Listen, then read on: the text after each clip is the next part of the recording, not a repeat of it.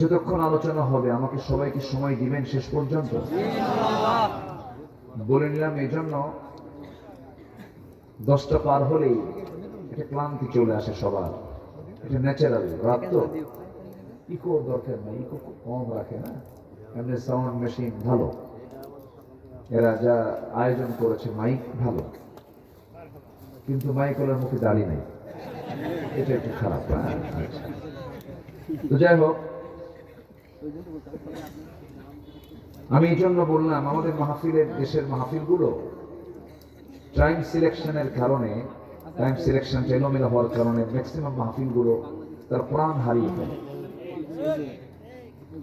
ঠিক তো সবই, কিন্তু ঠিক তো নাই কিছু। আমার চট্টগ্রামের যে প্যারেড ময়দান, রবিউল ইসলাম বলতেছিল চট্টগ্রামে এই মাহফিলটা আল্লামা সাইদ রাহিমাহুল্লাহ একটানা 29 বছর করেছেন। আরো 18 বছর উনি করতে পারতেন। আজকে 18 বছর পর শুরু হয়েছে মাহফিল, 5 দিন ব্যাপী। আলহামদুলিল্লাহ। আমি একদিন ছিলাম, এই নগণ্য গোলামকে তারা মেহমান বানিয়েছিলেন। আমি যদি উপযুক্ত না, তারা আমাকে আমন্ত্রণ করেছিলেন। আমি তো জানি আমার এলেম কালাম কদ্দুর, আমি আব্দুল্লাহ আমিন, আমি তো বুঝি আমার কি এলেম আছে, কিচ্ছু নাই। কিন্তু ওই যে ওই বাটখারার মতো ছোটবেলায় আব্বার সঙ্গে হাঁটে যেতাম। তো আগে তো ডিজিটাল মেশিনে মাপ হতো না, আগে হতো যে কি দিয়া, বাটখারা দিয়ে দাড়ি পাল্লা দিয়ে। তো ওই বাটখারাগুলো রেখে দিতে সাজায় রাখতো। সবচেয়ে বেশি ওজন যেটা, সেটা হলো চেঞ্জ করেন না, যা ছিল তাই রাখেন। কি যেন করলেন আপনি সম্মানিত ভাইয়েরা? না, ভালো জিনিসটাকে আপনি আবার করলেন কেন? তো যেটা সবচেয়ে বেশি ওজনের সেটা নিচে থাকে। ধরেন 5 কেজি, এরপরে 2 কেজি, 2000 গ্রাম, 1000 গ্রাম, 500 গ্রাম, 250 গ্রাম, 200 গ্রাম, 100 গ্রাম, 50 গ্রাম, সর্বশেষ হলো 25 গ্রাম। তো ওটা থাকে সবার উপর, আমি হলাম সেই 25 গ্রাম। কিন্তু উপরে রাখে তো মানুষ, কিন্তু ওজন নাই, এলেম কালাম তেমন কিছু নাই, মানুষ উপরে রাখে। তো যাই হোক, ওই মাহফিলটা 10টার মধ্যে মাহফিল শেষ হয়ে যায়। এটা সৌন্দর্য। কেন? মানুষ যা শোনে মনে রাখতে পারে, এবং আলোচক যা বলে এটাও সুন্দর করে বলতে পারে। কিন্তু আমার দেশের ম্যাক্সিমাম মাহফিলগুলো মূল বক্তা তুলতে সময় লেগে যায় মাত্র 11টা। আজকে তো 1 ঘন্টা আগে উঠতে পারছি, বলি আলহামদুলিল্লাহ। মানে লেখা থাকে প্রধান বক্তা, কিন্তু মাহফিলে হয়ে যায় শেষ বক্তা, শেষ। কোনো কিছুই ঠিক থাকে না। যাই হোক, অনেক মাহফিলের চাইতে আমার এই মাহফিলটা আজকে আমার সাজানো গোছানো মনে হচ্ছে, বলি আলহামদুলিল্লাহ। সম্মানিত হাজিরিন, আমি সেখান থেকেই কথা বলবো যেখান থেকে আমার অভ্যাস অনুযায়ী আমি তেলাওয়াত দিয়ে শুরু করেছি। সেই সূরাটি হলো সূরাতুর রাআদ। রাআদ মানে হলো বজ্রপাত। রাআদ মানে কি বলেন তো? বজ্রপাত। এলাকায় এলাকায় কি বলে এটা? ঠাটা। কি বলে? ঠাটা না? বাস পড়ে না? বাস পড়ে, ঠাটা পড়ে, আবার কিছু কিছু এলাকায় বলে দেয়ার ডাক, এরকম বলে। তো এটাকে আরবিতে আর রাআদ, বজ্রপাত, মেঘের ঘর্ষণে যে আওয়াজটা হয়, এই সূরার নামকরণ করা হয়েছে এই নামে। তো আমি, এটা হলো 13 নম্বর সূরা। কত নম্বর সূরা বলেন? 13 নম্বর সূরা। আমি সেখান থেকে কিছু কথা বলতে চাচ্ছি। এই পৃথিবীতে যারা বিবেকহীন, তারা কোনোদিন দুনিয়াতেও ভালো চলতে পারে না, আর বিবেকহীন লোক তো জান্নাত পেতেও পারে না। নাকি মনে করেন আপনারা? পৃথিবীর সবচেয়ে বড় রাডার হলো বিবেক, কমন সেন্স। কমন সেন্স যার আছে সে মানুষ, যার কমন সেন্স নাই সে কি মানুষ? হয়তো তার কোথাও একটা তার ছেঁড়া আছে, অথবা কোনো একটা সমস্যা, তখন সে বিবেকহীন হয়ে যায়। মানুষের বৈশিষ্ট্য হলো সে তার সতরটাকে ঢেকে রাখবে, নাভি থেকে হাঁটুর নিচ পর্যন্ত, মেয়েরা মাথা থেকে পা পর্যন্ত। এটা ঢেকে রাখা হচ্ছে তার মানুষের কাজ। কিন্তু আজকের সমাজে সতরটাও ঢাকে না। ওটা কি বিবেকবান না বিবেকহীন? বিবেকবান না বিবেকহীন? বিবেকহীন।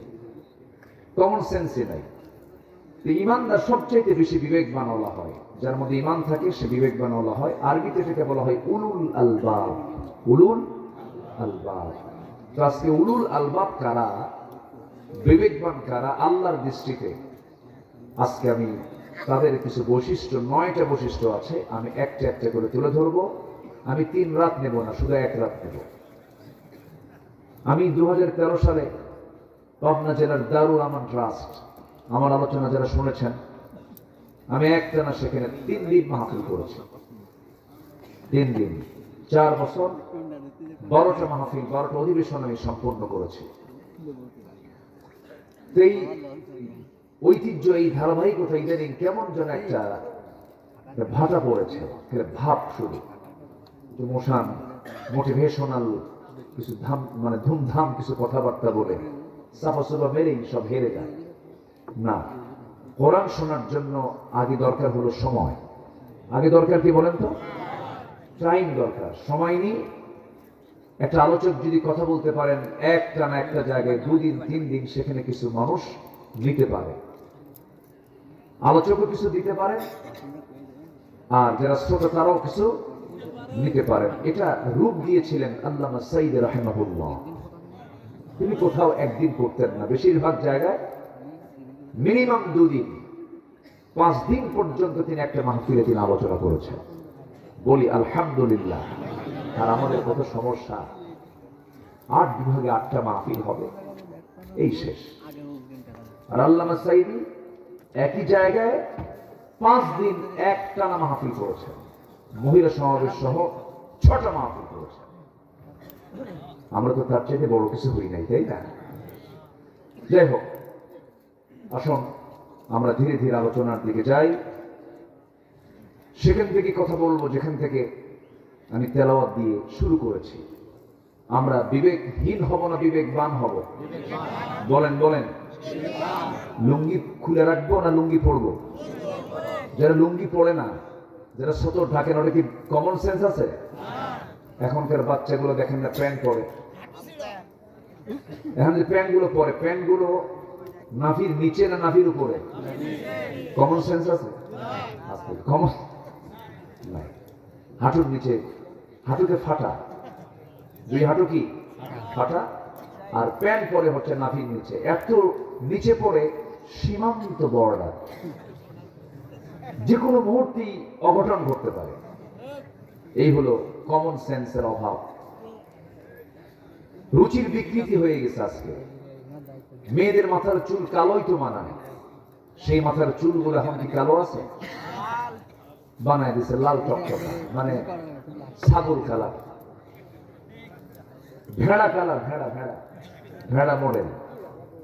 বলেন কমন সেন্স থাকলে কি এই বিকৃত, এই চিত্র কি চিত্রায়িত করতে পারে কোনো মানুষ?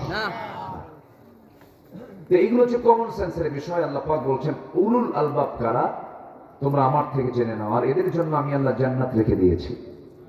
জোরে বলি সুবহানাল্লাহ, আর জোরে বলি সুবহানাল্লাহ। কোরআন আল্লাহ পাক দিয়েছেন আলো, আলো করে। কি করে দিয়েছেন বলেন তো? আলো। আলো কোরআনটা কি বলেন তো? আলো। কোরআন মানলে আলোকিত হব আমরা। কোরআন হচ্ছে আলো, আর কোরআন মানলে আমরা কি হয়ে যাব? আলোকিত হয়ে যাব। আল্লাহ রাব্বুল আলামিন বলেন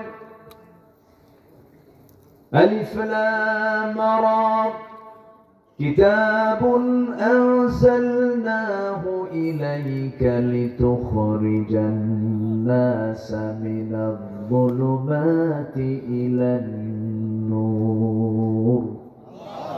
হে রাসূল, আমি আপনার প্রতি যে কিতাবটা নাযিল করেছি, এই কিতাব নাযিলের উদ্দেশ্য হলো আপনি যেন এই কিতাব দিয়ে অন্ধকারে নিমজ্জিত জাতিকে যেন আলোর দিকে নিয়ে আসতে পারেন। জোরে বলি সুবহানাল্লাহ।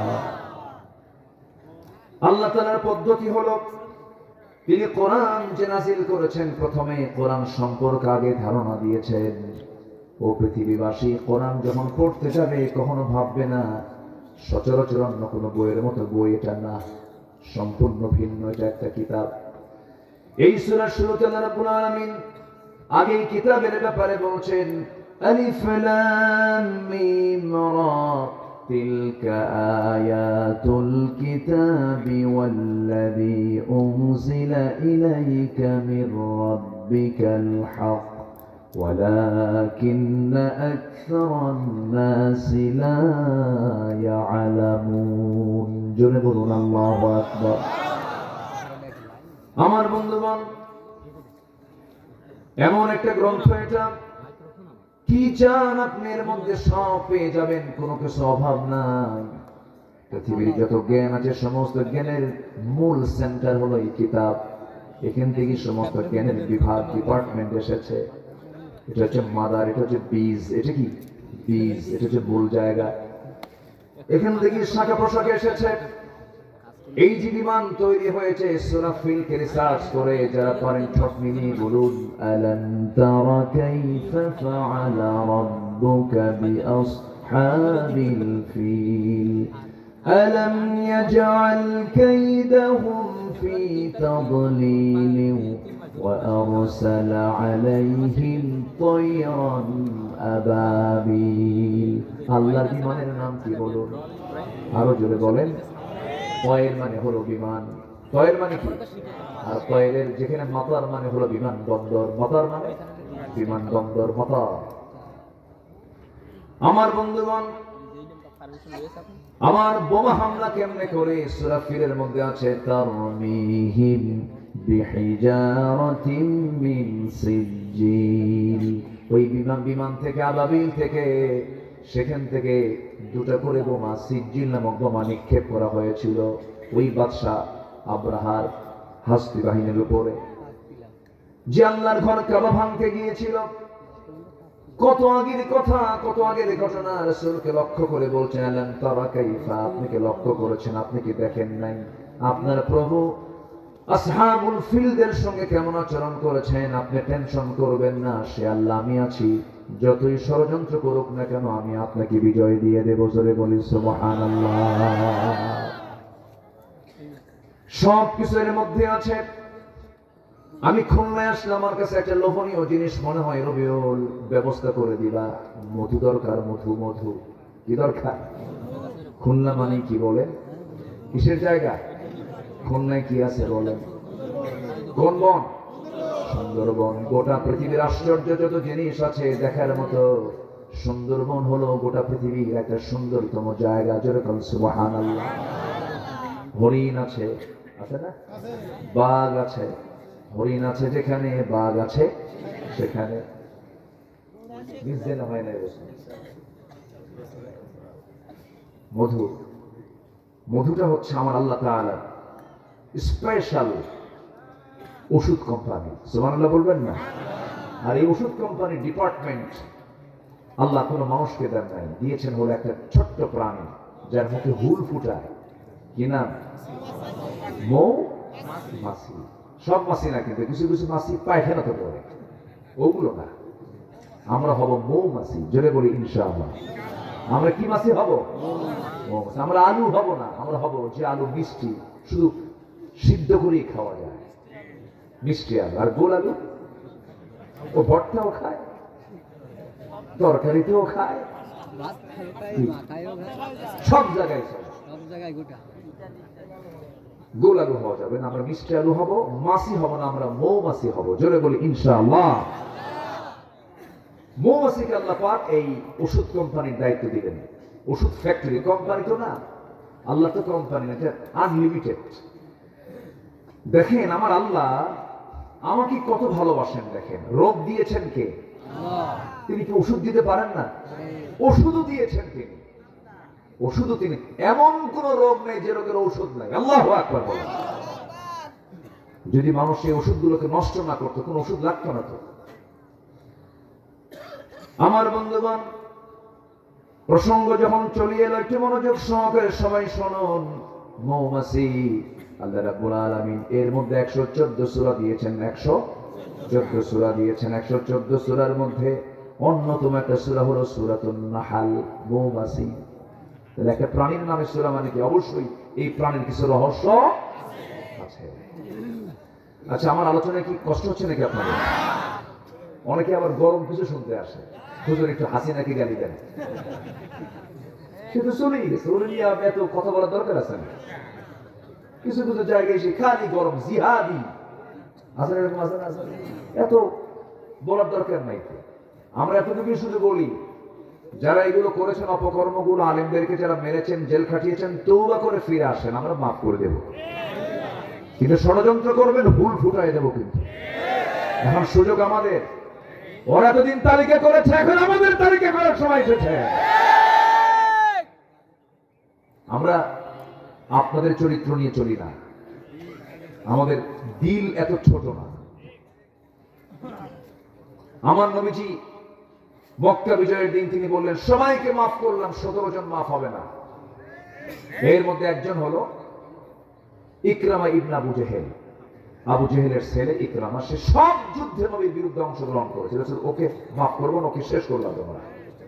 রাসূল বলে দিলেন, আমার দেশেও কিছু ক্ষমার অযোগ্য কিছু আসামি আছে, ওদের কোনো ক্ষমা নাই। খেলা হবে না, পালাইছো কেন? ঠিক কিনা? কি ঠিক কিনা? হুজুর সব তাল ঠিক আছে, এত ভুল হওয়ার দরকার, মানে এত চিন্তার দরকার নাই, সময় মতো সব ছাড়বো ইনশাআল্লাহ। জোরে বলি ইনশাআল্লাহ। বসেন। ওরা আমাদেরকে মেরে ফেললো, আর আমরা কিছু কথা বলতে পারবো না? কি কথা বলার দরকার আছে না নাই? সম্মানিত ভাইয়েরা, মৌমাছি এটা এমন একটা প্রাণী, আল্লাহু আকবার, আল্লাহু আকবার। এই প্রাণীকে রিসার্চ করে মোবাইল তৈরি হয়েছে। আলহামদুলিল্লাহ বলবেন না? মানে কোরআন তো একটা গবেষণার কিতাব, তো এটা জাস্ট অনুমান আন্দাজ করে কথা বলা নয়, কোরআন হচ্ছে রিসার্চের কিতাব। এটা মৌমাছি যে কত বড় একটা ডিপার্টমেন্ট। আল্লাহ তাআলা নিজে বলতেছেন যে মধু এমন একটা আমি তোমার জন্য পানীয় করে দিয়েছি যেটা জান্নাতেও পাবা। সুবহানাল্লাহ বলবেন না? এবং দুনিয়াতে দিচ্ছি, এটা পৃথিবীর কোনো মানুষকে এটা দিয়ে আমি বানাচ্ছি না, আমি বানাচ্ছি মৌমাছিকে দিয়ে। আল্লাহু আকবার বলেন। এটা খাও, ক্যান্সার ভালো হয়ে যাবে। এটা খাও, তোমার হাই প্রেসার বন্ধ হয়ে যাবে। এটা পান করো, মৃত্যু রোগ ছাড়া সব রোগের ঔষধ আমি এর মধ্যে ঢুকাই দিয়েছি। কার কথা বলেন? কার কথা? শোনেন, মনোযোগ দিয়ে কথাগুলো শুনবেন, কাজে লাগবে। দেখেন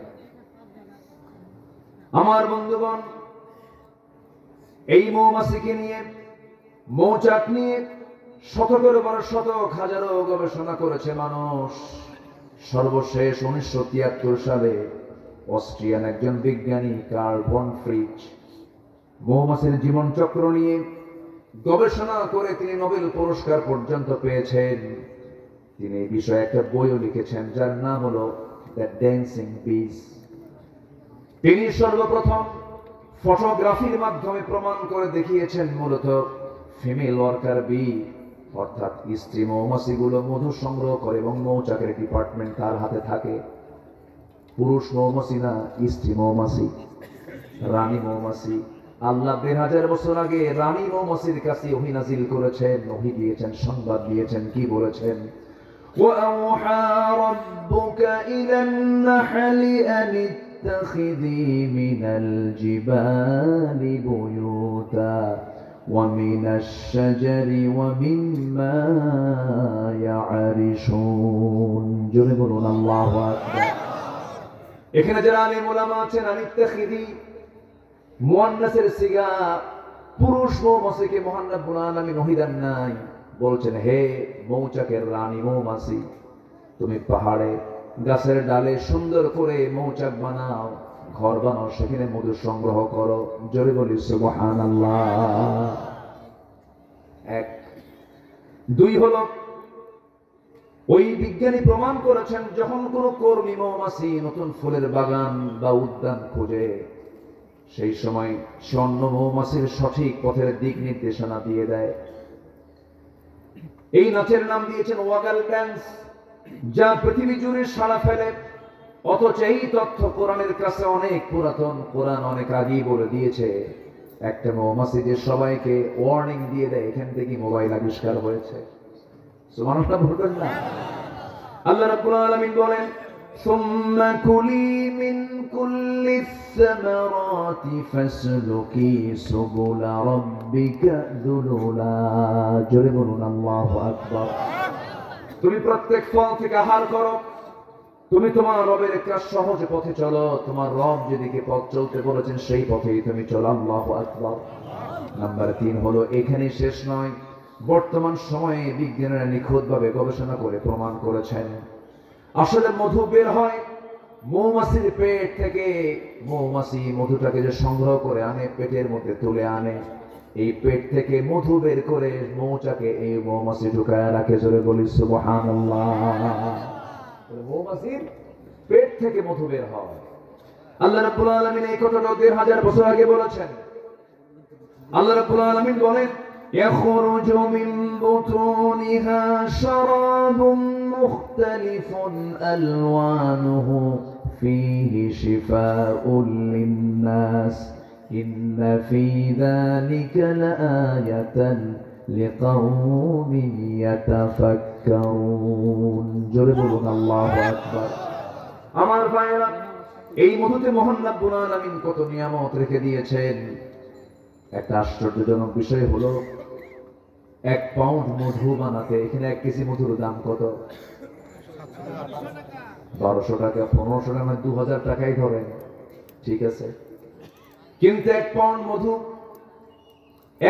মধু বানাতে 550 মৌমাছিকে প্রায় 20 লাখ ফুলে ভ্রমণ করতে হয়। সেখানে একটা কর্মী মৌমাছিকে 80,000 কিলোমিটার পথ অতিক্রম করতে হয়। অন্য একটা গবেষণার তথ্য মতে জানা যায় প্রায় 14.5 লাখ কিলোমিটার পথ অতিক্রম করলে পরে 1 পাউন্ড মধু সংগ্রহ করা হয়। জোরে বলি সুবহানাল্লাহ। 14 লাখ কিলোমিটার মানে হলো গোটা পৃথিবীকে 3 বার প্রদক্ষিণ করা যাবে। এত ডিস্টেন্স ঘুরে ঘুরে 550টা মৌমাছি 1 পাউন্ড মধু তৈরি করতে পারে। জোরে বলি সুবহানাল্লাহ। মাত্র কত কেজি? 1200। হিসাব তো নাই আমাদের কাছে। আল্লাহু আকবার বলবেন না? যদি এটাকে হিসাবে নেওয়া হয় কোটি কোটি টাকা দাম হওয়ার কথা ছিল। কিন্তু সেই সুন্দরবনের মধু সুন্দরবন থেকে আসতে আসতে সুন্দর থাকে না, অসুন্দর হয়, অসুন্দর হয়ে যায়। কিন্তু সে অসুন্দর করলো যারা, আমি তো মনে করি তাদের ফাঁসি হওয়া দরকার। 14.5 লক্ষ কিলোমিটার সফর করে 1 পাউন্ড মধু মৌমাছি বের করে আনে মানুষের জন্য। আমার ওই মৌচাকের মুখে থাকে হলো পুলিশ মৌমাছি, অ্যাডমিনিস্ট্রেশন চালায় তারা। কোন কর্মী মৌমাছি যখন ভিতরে ঢুকতে নিয়ে মধু ঢুকাতে নিয়ে যখন তার পায়ের মধ্যে কোনো জার্ম থাকে, ময়লা থাকে, এই পুলিশ মৌমাছির কাজ হলো অস্ত্র নিয়ে তারা দাঁড়ায় থাকে 4-5টা একসঙ্গে। ওই একটাকে ধরে কামড় মেরে মেরে ফেলে দিয়ে বলে, খবরদার, আল্লাহই নাজিল করেছেন কোন জার্ম এই মৌচাকের মধ্যে ঢুকানো যাবে না। আল্লাহ আছে? আমার তাকায় আল্লাহ, আল্লাহ আমারে দেখেন, আল্লাহ আমারে দেখেন। আমার বন্ধুগণ, আমার এই মৌচাকের ভিতরে পরিমিত তাপমাত্রা থাকতে হবে। স্বাভাবিক তাপমাত্রা থাকলে পরে মৌমাছিগুলো মধুগুলো ঠিক থাকবে, নচেত নষ্ট হয়ে যাবে। একটা মেজারমেন্ট আছে 35 ডিগ্রি সেলসিয়াস। কত? এখানে আমরা এখন তাপমাত্রা কত দেখো তো মোবাইলে, কত ধরেন এখন আছে হয়তো বা 18 থেকে 20 ডিগ্রি সেলসিয়াস তাপমাত্রা আমরা আছি। এই সময় কোন মৌচাকের ওই মধুগুলো সংরক্ষণ করার জন্য যদি এরকম কম তাপমাত্রা থাকে, সেই সময় ওই মৌমাছিগুলো ব্যস্ত হয়ে পড়ে। কেমন করে ব্যস্ত হয়? যদি কমে যায় 30 ডিগ্রিতে যদি নেমে আসে, তখন মৌমাছিগুলো সবাই একত্রিত হয়ে তাদের ডানাগুলো ঝাঁপিয়ে তাপমাত্রা বৃদ্ধি করে। আবার যদি কখনো তাপমাত্রা বেড়ে যায়, সেই সময় ওই পাখাগুলোকে উল্টা দিকে ডানা ঝাপটায় মৌচাকের তাপমাত্রা ঠান্ডা করে। জোরে বলে সুবহানাল্লাহ। এই সেই রব যিনি এরকম করে প্রত্যেকটা জায়গায় আমার আপনার খেদমতের জন্য সব কিছু নিয়োজিত রেখেছেন। যদি বলি সুবহানাল্লাহ। বাড়ির গাভীর দিকে তাকায় দেখেন, গাভী কি খায়? ঘাস। গাভী কি খায়? ঘাস। এটাকে প্রসেস করে সাদা দুধ কে বানায় দেন? আসতে বলে কে বানায় দেন? খাইতে হুঁশ পাই না, খাইতো কিন্তু হুঁশ পাই না। আমার বন্ধুগণ, সেই মহান রব্বুল আলামিন বলছেন, বান্দা বিবেকহীন হইস না, আমারে ভুলে যাস না। সবাইকে ভুলে গেলে ও তোর লস হবে না, কিন্তু আমাকে ভুলে গেলে তোর মহান লস হয়ে যাবে। দুনিয়ার কাউকে ভুলে গেলে কোনো যায় আসে না কে বলেছে আমার আপন বাবা, কে বলেছে মা বলেছে আপন, কে বলেছেন ভাই বলেছে আপন, কে বলেছে ভাই আপন, কেউ তো আমার আপন না। সন্তান আমার আপন না, এখন মরে যাব, সব আমার জন্য পর হয়ে যাবে। কিন্তু যিনি কখনো আমার আপন থেকে দূরে যাবেন না, যিনি আমাকে ছেড়ে যাবেন না, যিনি আমাকে ভুলে যাবেন না, যিনি আমাকে কখনো ভুলতে পারেন না, তিনি আমার কে? জোরে বলেন, তিনি আমার কে? কিন্তু আমরা বড় অকৃতজ্ঞ, আমরা আল্লাহকে ভুলে থাকি সবার আগে।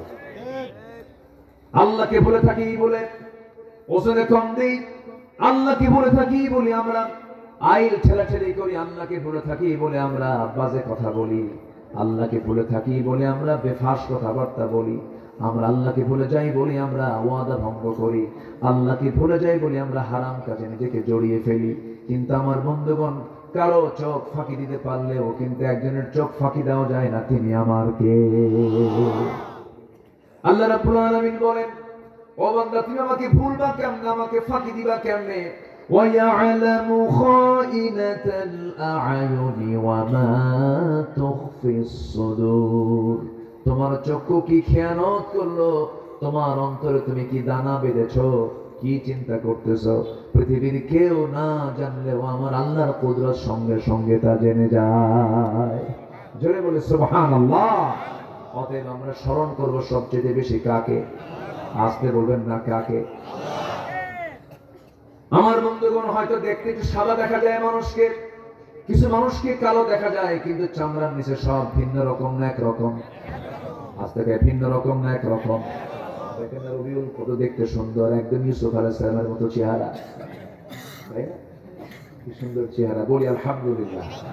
আসলে গোশত আছে গায়ে, আমার তো কয়েকশোটা গোশত গায়ে, গোশত নাই। কিন্তু আমরা যা দেখি বাইরে একটু সুন্দর দেখা যায়, সুন্দর চামড়া, কিন্তু আল্লাহ রাব্বুল আলামিন সব সমান করে দিয়েছেন। চেহারা বাহ্যিক ভাবে এরকম হয়তো একটু কম বেশি করেছেন, কিন্তু আল্লাহর সৃষ্টি সবই সুন্দর। আমার এক বন্ধু খুব সুন্দর চেহারা ছিল, তার বউটা কালো। শুনেছি বউটা নাকি তার কালো। বললাম, বন্ধু এত সুন্দর চেহারা তুমি লোক, তোমার বউটা নাকি কালো। বন্ধু তুমি বুঝবে না, আমার চোখে দারুণ সুন্দর। আলহামদুলিল্লাহ বলুন, আমার চোখে দারুণ সুন্দর। আমি সৌদি আরবে বছর 10 আগে মদিনা মসজিদ নববীর সামনে, রাসূলের রওজার সামনে আমি হাঁটতেছি একা একা, নবীর কবর দেখছি আর হাঁটতেছি। রাসূল আমার আলো আশা, রাসূল আমার ভালোবাসা, রাসূল আমার প্রেম বিরহের মূল আলোচনা, রাসূল আমার কাজে কর্মে অনুপ্রেরণা। রাসূলকে স্বপ্নে দেখবেন ভাই? দেখতে রাজি আছেন? সবাই কি দেখতে রাজি আছেন? অবশ্যই দেখবেন, অবশ্যই দেখবেন। একটু ভাবতে হবে, একটু কি করতে হবে? ভাবতে হবে। ভাবলেই দেখা যায়, ভাবলেই দেখা যায়, দরুদ পড়লেই দেখা যায়। তো আমি হাঁটতেছি, রাসূলের রওজার আশপাশ দিয়ে হাঁটতেছি, হঠাৎ করে সামনে একটা লোক ধরা পড়লো, নাইজেরিয়ান একজন নিগ্রো কালো কুচকুচে মানুষ, অনেকগুলো মানুষ সেখানে। তো আমি লম্বায় প্রায় 71 ইঞ্চি আমি লম্বা, মানে 5 ফুট 11 ইঞ্চি আমার ওজন, মানে হাইট। তো আমি নিজেই ভাবি আমি মনে হয় বেশি লম্বা মানুষ, 6 ফিট মানুষ প্রায় তো কমই পাওয়া যায়। এদিকে আমার হাইটও 71 ইঞ্চি, আবার ওজনও 71 কেজি। তো আমি ওনার দিকে তাকায় দেখি, আমার চাইতে মনে হলো সে ফুট 1.5 বড় হবে, 7.5 ফিট উঁচা লম্বা। আমি তার কোমরের কাছে পড়ে আছি, আমি এরকম করে চাই আছি। এত কালো, তাও চকচকা কালো। কি কালো বলেন তো? চকচকা কালো, একদম মানে দাঁত ছাড়া কিছু দেখা যাচ্ছে না, শুধু একটাই সেখানে শুধু সাদা দেখা যায়, সেটা কি দাঁত। একদম কালো, ঘন কালো, মাথার চুলও কালো, চুলের সাথে চামড়া মিলে গেছে একদম। সে চুলগুলো আবার খাড়া খাড়া শক্ত, গুনার মতো, গুনা বোঝেন তো, গুনার মতো শক্ত। তো আমি তাকে দেখেই আমি বললাম, মিনাইনা জিতা ইয়া আখি, আমার ভাই আপনি কোন জায়গা থেকে আসছেন, আপনার বিলাদ দেশ কোথায়? বললো আফ্রিকা, নাইজেরিয়া। তো বললাম যে ভালো আছেন তো? হ্যাঁ ভালো। তো আমি আমার দিকে বারবার চেয়ে আছে, আমি কি যেন বলবো তাকে, সে আমার দিকে চেয়ে আছে। তো আমি তাকে বললাম যে এই যে সুন্দর সুন্দর মিশরি, ইরান, ইরাক, আরব, এরা এত সুন্দর, আমেরিকার মানুষ, তারপরে পশ্চিমের মানুষ, ইউরোপের মানুষ, এত সুন্দর সাদা চামড়া, এত সুন্দর দেখতে, এগুলোর চেহারার দিকে যখন আপনি তাকান তখন কি আপনার খারাপ লাগে না? তখন সে আমার দিকে তাকায়া একটা মুচকি হাসি মেরে, সে তো সবার চাইতে উঁচা, তো 7.5 ফিট উঁচা প্রায়, নখ এরকম মোটা নখ, এই শাল আঙ্গুলিটা এত মোটা, আমার কবজি এত মোটা না, এরকম মোটা নখ নিয়ে উঁচা করে বলতেছে, এগুলো কোনো চেহারা হলো? চেহারা তো আমার। কি কথা কি বলছে? এগুলো কোনো চেহারা হলো না, এগুলো শুধু গলায় ধরবো আর একটা চাপ দেবো, শেষ। আল্লাহু আকবার বলেন। এরপরে বললাম, আচ্ছা আপনাদের কাছে পছন্দের, বিয়ের জন্য পছন্দের পাত্রী, আপনারা কোন ধরনের পাত্রী পছন্দ করেন? বলে যে আমাদের ভিতরে কালোর মধ্যেই কিছু সুন্দর আছে, যেগুলো তেল তেলা সুন্দর, আমরা এদেরকে খুব পছন্দ করি। দেখেন আল্লাহ তাআলা চুজ, পছন্দটাও আল্লাহ পাক ভিন্ন করে দিয়েছেন। এটা কে করে দিয়েছেন? কে করে দিয়েছেন? আল্লাহ করে দিয়েছেন। আল্লাহ রাব্বুল আলামিন শুধু বাহ্যিকটা এরকম করে দিয়েছেন, কিন্তু ভিতরটা সব সমান।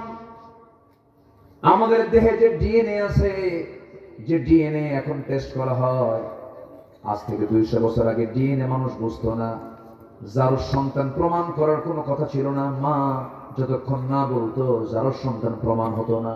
কিন্তু এখন যার সন্তান প্রমাণ হওয়ার সুযোগ আছে না নাই বলে?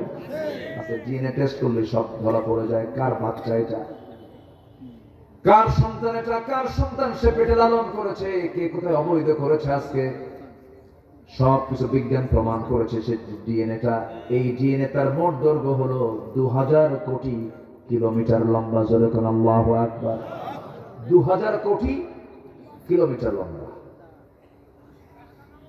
একটা ডিএনএ। যদি এত দৈর্ঘ্য হয়, পৃথিবী থেকে সূর্য পর্যন্ত প্রায় 50 বারেরও বেশি বার ঘুরে আসা যাবে, এত দীর্ঘ একটা মানুষের ডিএনএ এর পরিমাণ, লম্বার পরিমাণটা এটা।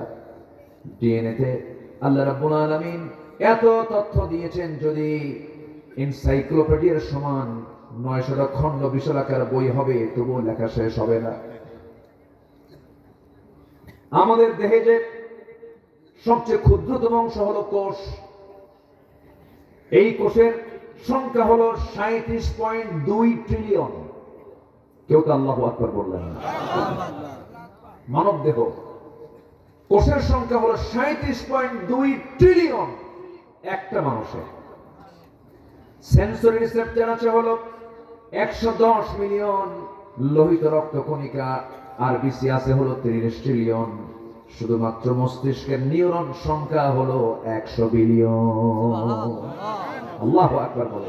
কয় মানুষের কথা বলতেছি? এক মানুষ। শুধু চামড়ার নিচের অংশ, কিন্তু এগুলো চামড়ার নিচের অংশ। অসমান না সমান? সমান। মানুষের দেহে যে রক্ত আছে, এই রক্তের আবার ভেসেল আছে, এর ব্লাড ভেসেল আছে। সেই ব্লাড ভেসেলটা হলো 42 বিলিয়ন, যা 97,000 কিলোমিটার লম্বা, মাত্র 3 হাত 3 ফিট। তার দিয়া ইয়ারফোন, সেই ইয়ারফোনের তারে দিয়ে ইয়ারফোন যদি পকেটে রেখে দেন, কিছুক্ষণ পর কয়েকটা প্যাঁচ লাগে।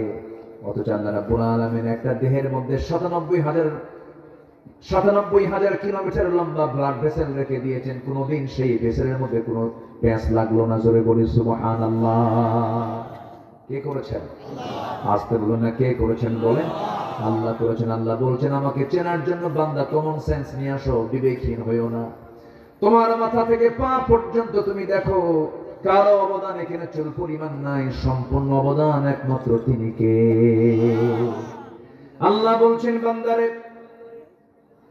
তুমি বিবেকবান হও। বিবেকবানের কিছু বৈশিষ্ট্য আমি তোমাকে শেখায় দিচ্ছি, বান্দা শুনে রাখো। আল্লাহ রাব্বুল আলামিন সুন্দর করে বলছেন, কি সুন্দর করে তিনি জানাচ্ছেন। আল্লাহ রাব্বুল আলামিন বলছেন, আফামান ইয়ালামু আন্নামা উনজিলা ইলাইকা মির রাব্বিকাল হাক্কু কামান হুয়া আ'মা ইন্নামা ইয়াতাযাক্কারু উলুল আলবাব। জোরে বলুন আল্লাহু আকবার। উলুল আলবাব কারা? নাম্বার 1 হলো আল্লাযীনা ইউফুনা বিআহদিল্লাহি ওয়া লা ইয়ানকুদুনাল মিসাক। নাম্বার 1 হলো বিবেকবান মানুষ তারাই যারা কখনো ওয়াদা ভঙ্গ করে না। কি ভঙ্গ করে না বলেন? 1 নাম্বার ওয়াদা আমরা করেছি কার কাছে? আসরুন কার কাছে? দুনিয়াতে না রূহের জগতে। বলেন কোথায় কোথায় কোথায়? মনে আছে আপনাদের? মনে আছে? কই মনে আছে আপনাদের? কি ঘুমাচ্ছেন নাকি আপনারা? মনে আছে? মনে নাই? মনে নাই তো। রূহের জগতে আপনি যে বলছেন হ্যাঁ তুমি আমার রব, মনে আছে আপনাদের? মনে তো নাই, আবার হ্যাঁ করেন কেন? মনে নাই তো। মনে আছে তোমার? আমারও তো মনে নেই। এই যে মার দুধ খাইছেন, মনে আছে কারো? মনে আছে? কেমনে মনে থাকবে? 2 বছরের মনে থাকে? আচ্ছা, মার পেটে 10 মাস ছিল, মনে আছে কার কার? হাত তোলে। ওই যে তুলছে একজন, মার পেটে ছিল, হাত তুলছে, মনে আছে? আচ্ছা, মার পেটে 10 মাস ছিলাম, মনে নাই। দুধ পান করেছি 2 বছর, হাওলাইনি কামিলান, তাও মনে নাই। কিন্তু আমি বিশ্বাস করি কি বিশ্বাস করি না বলেন? বিশ্বাস করেছি, কারণ মা বলেছেন বাজান তোকে আমি 2 বছর দুধ খাওয়াইছি রে। তুই আমার পেটের মধ্যে ছিলি 10 মাস, লাথি মেরেছিস। 9 মাসে প্রত্যেকটা শিশু মার কলেজায় লাথি মারে 4500 থেকে 5000 বার। আল্লাহু আকবার বলবেন না? এই মার এই অবদান কেউ অস্বীকার করতে পারবেন? কেউ কি পূরণ করতে পারবেন? এই তো উঠে যাওয়ার সিলসিলা শুরু হচ্ছে ধীরে ধীরে। কি যাবেন নাকি আপনারা? আমি কিন্তু যেতে দেবো না, কেউ যাবেন না, আমরা সবাই থাকবো। যদি বলি ইনশাআল্লাহ। খুব চাপ থাকলে একটু বলবেন, হাত উঁচু করবেন। এই যে সমস্যা আমি পারতেছি না, শুধু একটু বলবেন, কিন্তু কেউ যাবেন না। আমি মাহফিলে এসে আমি খুবই আনন্দিত, আপনাদের মাহফিলে এসে আমি খুবই আনন্দিত। এত সুন্দর ভদ্র শ্রোতা আপনারা, বলি আলহামদুলিল্লাহ। এটা কি জনসভা না ইবাদতের জায়গা? বলেন বলেন কিসের জায়গা এটা? ইবাদতের জায়গা। ইবাদত মনে করে থাকবেন, তাহলে সওয়াব পাবেন, অগণিত সওয়াব, অগণিত অগণিত অগণিত। আল্লাহু আকবার বলেন। এগুলো বুঝবো মরার পরে। বসে আমার বন্ধুগণ, সেই মার পেটের ভিতরে আমি ছিলাম, লাথি মেরেছি, মার পেটে গিয়ে মার কলিজায় আঘাত লেগেছে। আল্লাহ পাক বলেন প্রত্যেকটা মাকে আমি আল্লাহ মুজাহিদের সমান সব তার আমলনামায় লিখে দেই। আল্লাহ সব ক্ষেত্রে উদার। কিন্তু দুঃখজনক হলো সত্য, মার প্রসঙ্গ যখন চলে এলো, আল্লাহ রাব্বুল আলামিন জাহান্নামের মধ্যে আবার দাগি দাগে আসামিকে গর্তের মধ্যে ঢুকাবেন। গর্তগুলো ভয়ঙ্কর গর্ত, গাই নামক গর্ত আছে, ওয়াইল নামক গর্ত আছে। তার মধ্যে একটা শ্রেণী হলো যারা দুনিয়ার জিন্দেগিতে বাপ মাকে যারা ভাত দেয় না, বাপ মার সঙ্গে যারা ভালো আচরণ করে না, বাপ মাকে যারা সময় দেয় না, বাপ মাকে যারা খেদমত করে না, যারা বাপ মার মনে হৃদয়ে কষ্ট দেয়, আল্লাহ বলেছেন আমি আল্লাহ তাদেরকে জাহান্নাম শুধু নয় জাহান্নামের গর্তের মধ্যে ঢুকাবো। এমন লোক বুঝি জেনায় দাহে নাই? যাবেন না এই সময়, এসে মুখলি ভাববো ওর বাপ মাকে দেখতে পারে না। বসেন।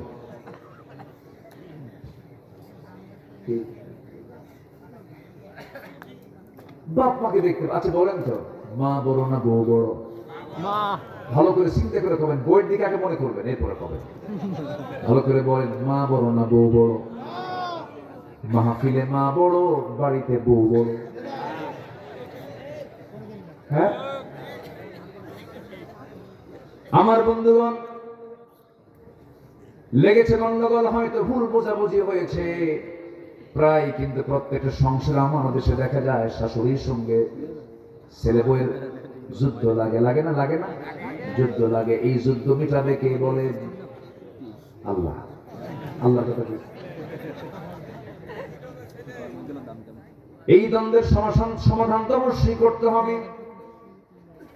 অনেক সময় লাঠি দিয়ে পিটায় বউকে সোজা করেন না, না আবার মাকে ধমক দেন, তাও করা যাবে না।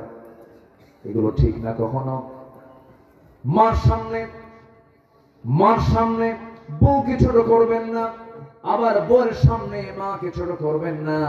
মাকে মার জায়গায় নিয়ে চলে যাবেন, আবার বউকে বউয়ের জায়গায় সেপারেশন করে সুন্দর করে বোঝায় বলবেন।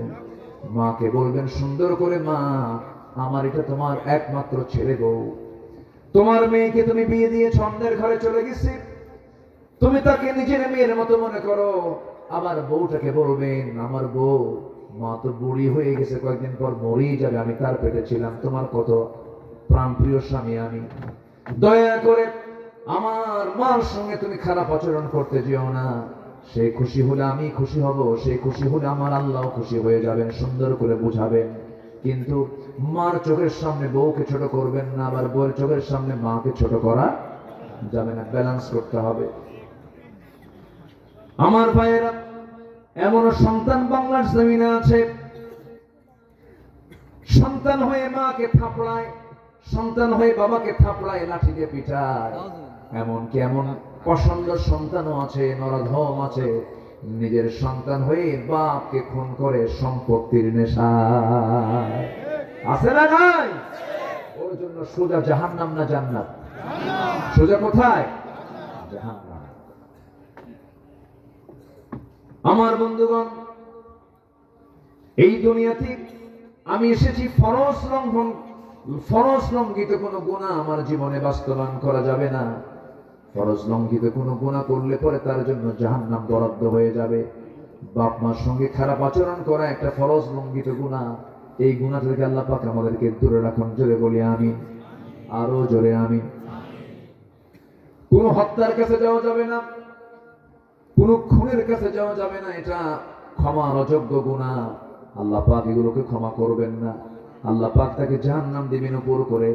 আল্লাহ পাক ওই খুনিকে কখনো মাফ করবেন না যতক্ষণ না ওই খুনিটার ব্যক্তি যতক্ষণ না তাকে মাফ করে দিয়েছে, তার আত্মীয়স্বজন মাফ করে দিয়েছে। সূরা কিসাস, সূরা আয়াতুল কিসাস আপনারা দেখেন, কুতিবা আলাইকুমুল কিসাস, কুতিবা আলাইকুমুল কিসাসের আয়াতের ভিতরে বিস্তারিত বলেছেন, লাকুম ফিল কিসাসি হায়াতুন ইয়া উলিল আলবাব। আমার বন্ধুগণ, বান্দার হক নষ্ট করবে যে বান্দার কাছ থেকে মাফ না চাওয়া পর্যন্ত, মাফ পাওয়া না পর্যন্ত আল্লাহ সেই বান্দাকে কখনো মাফ করবে না। আমার ভাইয়েরা, আমরা আল্লাহর কাছ থেকে ওয়াদা করে এসেছি, হ্যাঁ তুমি আমার রব, আলাস্তু বিরাব্বিকুম ক্বালু বালা। এই স্বীকৃতি আমরা দুনিয়াতে এসেছি, আবার এই দুনিয়া থেকে আমরা যখন বিদায় নিয়ে নেব, এই স্বীকৃতির যদি আমরা পূর্ণ বাস্তবায়ন করতে পারি, আল্লাহ আমাকে জান্নাত দিবেন। আমার বন্ধুগণ, আমার রবকে বলেন আল্লাহ। আসতে বলুন, আমার রবকে। রব মানে কি? রব মানে হলো আইনদাতা, রব মানে হলো বিধানদাতা। রব তাকে বলা হয়, সেই রব হতে পারেন, তিনি রব হতে পারেন যিনি সকল প্রকার অযোগ্যতা, ব্যর্থতা, অপূর্ণতা, সকল কিছু থেকে যিনি মুক্ত, তিনি হচ্ছেন আমার রব আল্লাহ। আমার বন্ধুগণ, এই দুনিয়াতে আমরা সবুজ ভূখণ্ড বাংলাদেশে বসবাস করি। 54,000 বর্গ মাইলের, 56,000 বর্গ মাইলের সোনার বাংলাদেশ। 20 কোটি মুসলমানের বসবাস এই দেশে। এই দেশে আজ 53-54 বছর পার হয়ে গেল। আল্লাহ যে রব, আল্লাহ যে আইনদাতা, কিন্তু আজকে 54 বছর ধরে আমরা দেখতেছি এই দেশে আইনটা চলছে আল্লাহর না বান্দার? আল্লাহর না বান্দার? বান্দার আইন চলতেছে। কিন্তু রবটাকে, রবটাকে, আমার রবকে, কিন্তু এদেশের রবকে কেমনে আল্লাহ হয়? মানুষের আইন চলতেছে। এখন তো কথা বললে অনেকের গায়ে একটু লাগবে মনে হয়, কি এরকম মনে করতেছেন নাকি আপনারা? আমার বন্ধুগণ, এই 53-54 বছর আমরা দেখতে পেলাম, যারা এই ক্ষমতার মঞ্চে ছিলেন, যারা এই ক্ষমতার মসনদে বসা ছিলেন, সবার নামের আগে মোহাম্মদ লাগানো ছিল।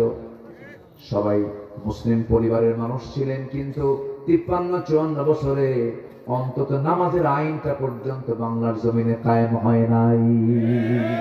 এর ফলাফল হলো আজকে বাংলাদেশের মুসলমান মাত্র 5% নামাজি। কয় পার্সেন্ট বলেন? আর 50 লক্ষ মানুষ আজকে মাদকাসক্ত, মাদকের সঙ্গে জড়িত। 50 লক্ষ মানুষ মাদকের সঙ্গে সম্পৃক্ত থাকে। যে মদ খায়, যে নেশা করে তার বাপ আছে, তার মা আছে, তার ভাই আছে, একটা পরিবারকে জাহান্নাম বানানোর জন্য একটা মাদক সেবী যথেষ্ট। আজকে এত বড় ক্ষতি হয়ে যাচ্ছে, এত বড় ক্ষতির মধ্যে এই জাতি পড়ে গেছে, নামাজ নাই, নেশার জগতে পড়ে গেছে। এই যে চিত্রায়িত হয়েছে, কত মন্ত্রী মন্ত্রিত্ব পালন করেছেন, কত রাষ্ট্রপতির দায়িত্ব পালন করেছেন। জাহান্নামে যাবার যতগুলো কারণ আছে, এর মধ্যে 1 নম্বর কারণ হলো নামাজটাকে ছেড়ে দেওয়া।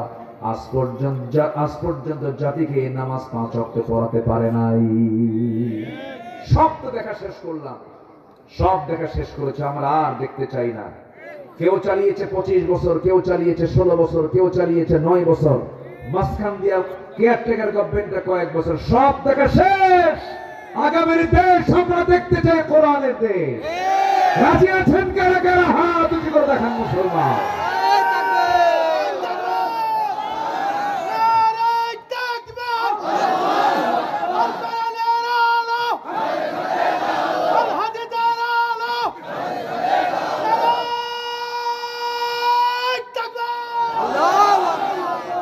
আল্লাহ কবুল করুন, জোরে বলি আমিন।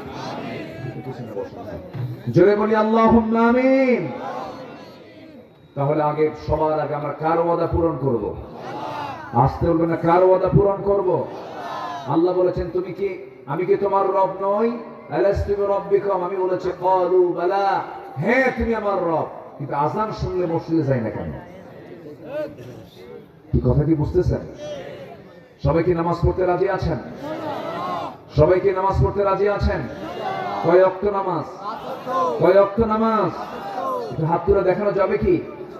জোরে বলি ইয়া আল্লাহ, আরো জোরে ইয়া আল্লাহ। আমাদেরকে 5 ওয়াক্ত সালাত আদায় করার তৌফিক তুমি আল্লাহ দিয়ে দাও। জোরে বলি আমিন, আরো জোরে আমিন। বউ যদি নামাজ না পড়ে কি করবেন?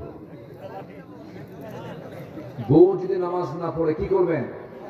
বুঝাইতে হবে। দাওয়াত দিও কাম হয় না, তাও পড়ে না, কি করবেন? আরেকজন কয় মার্ডার করবো, মার্ডার। এত লক্ষণ খুব খারাপ দেখতেছি। বউ মানে ভাব দেয় না। মাহফিলে মা বোন আছে না নাই?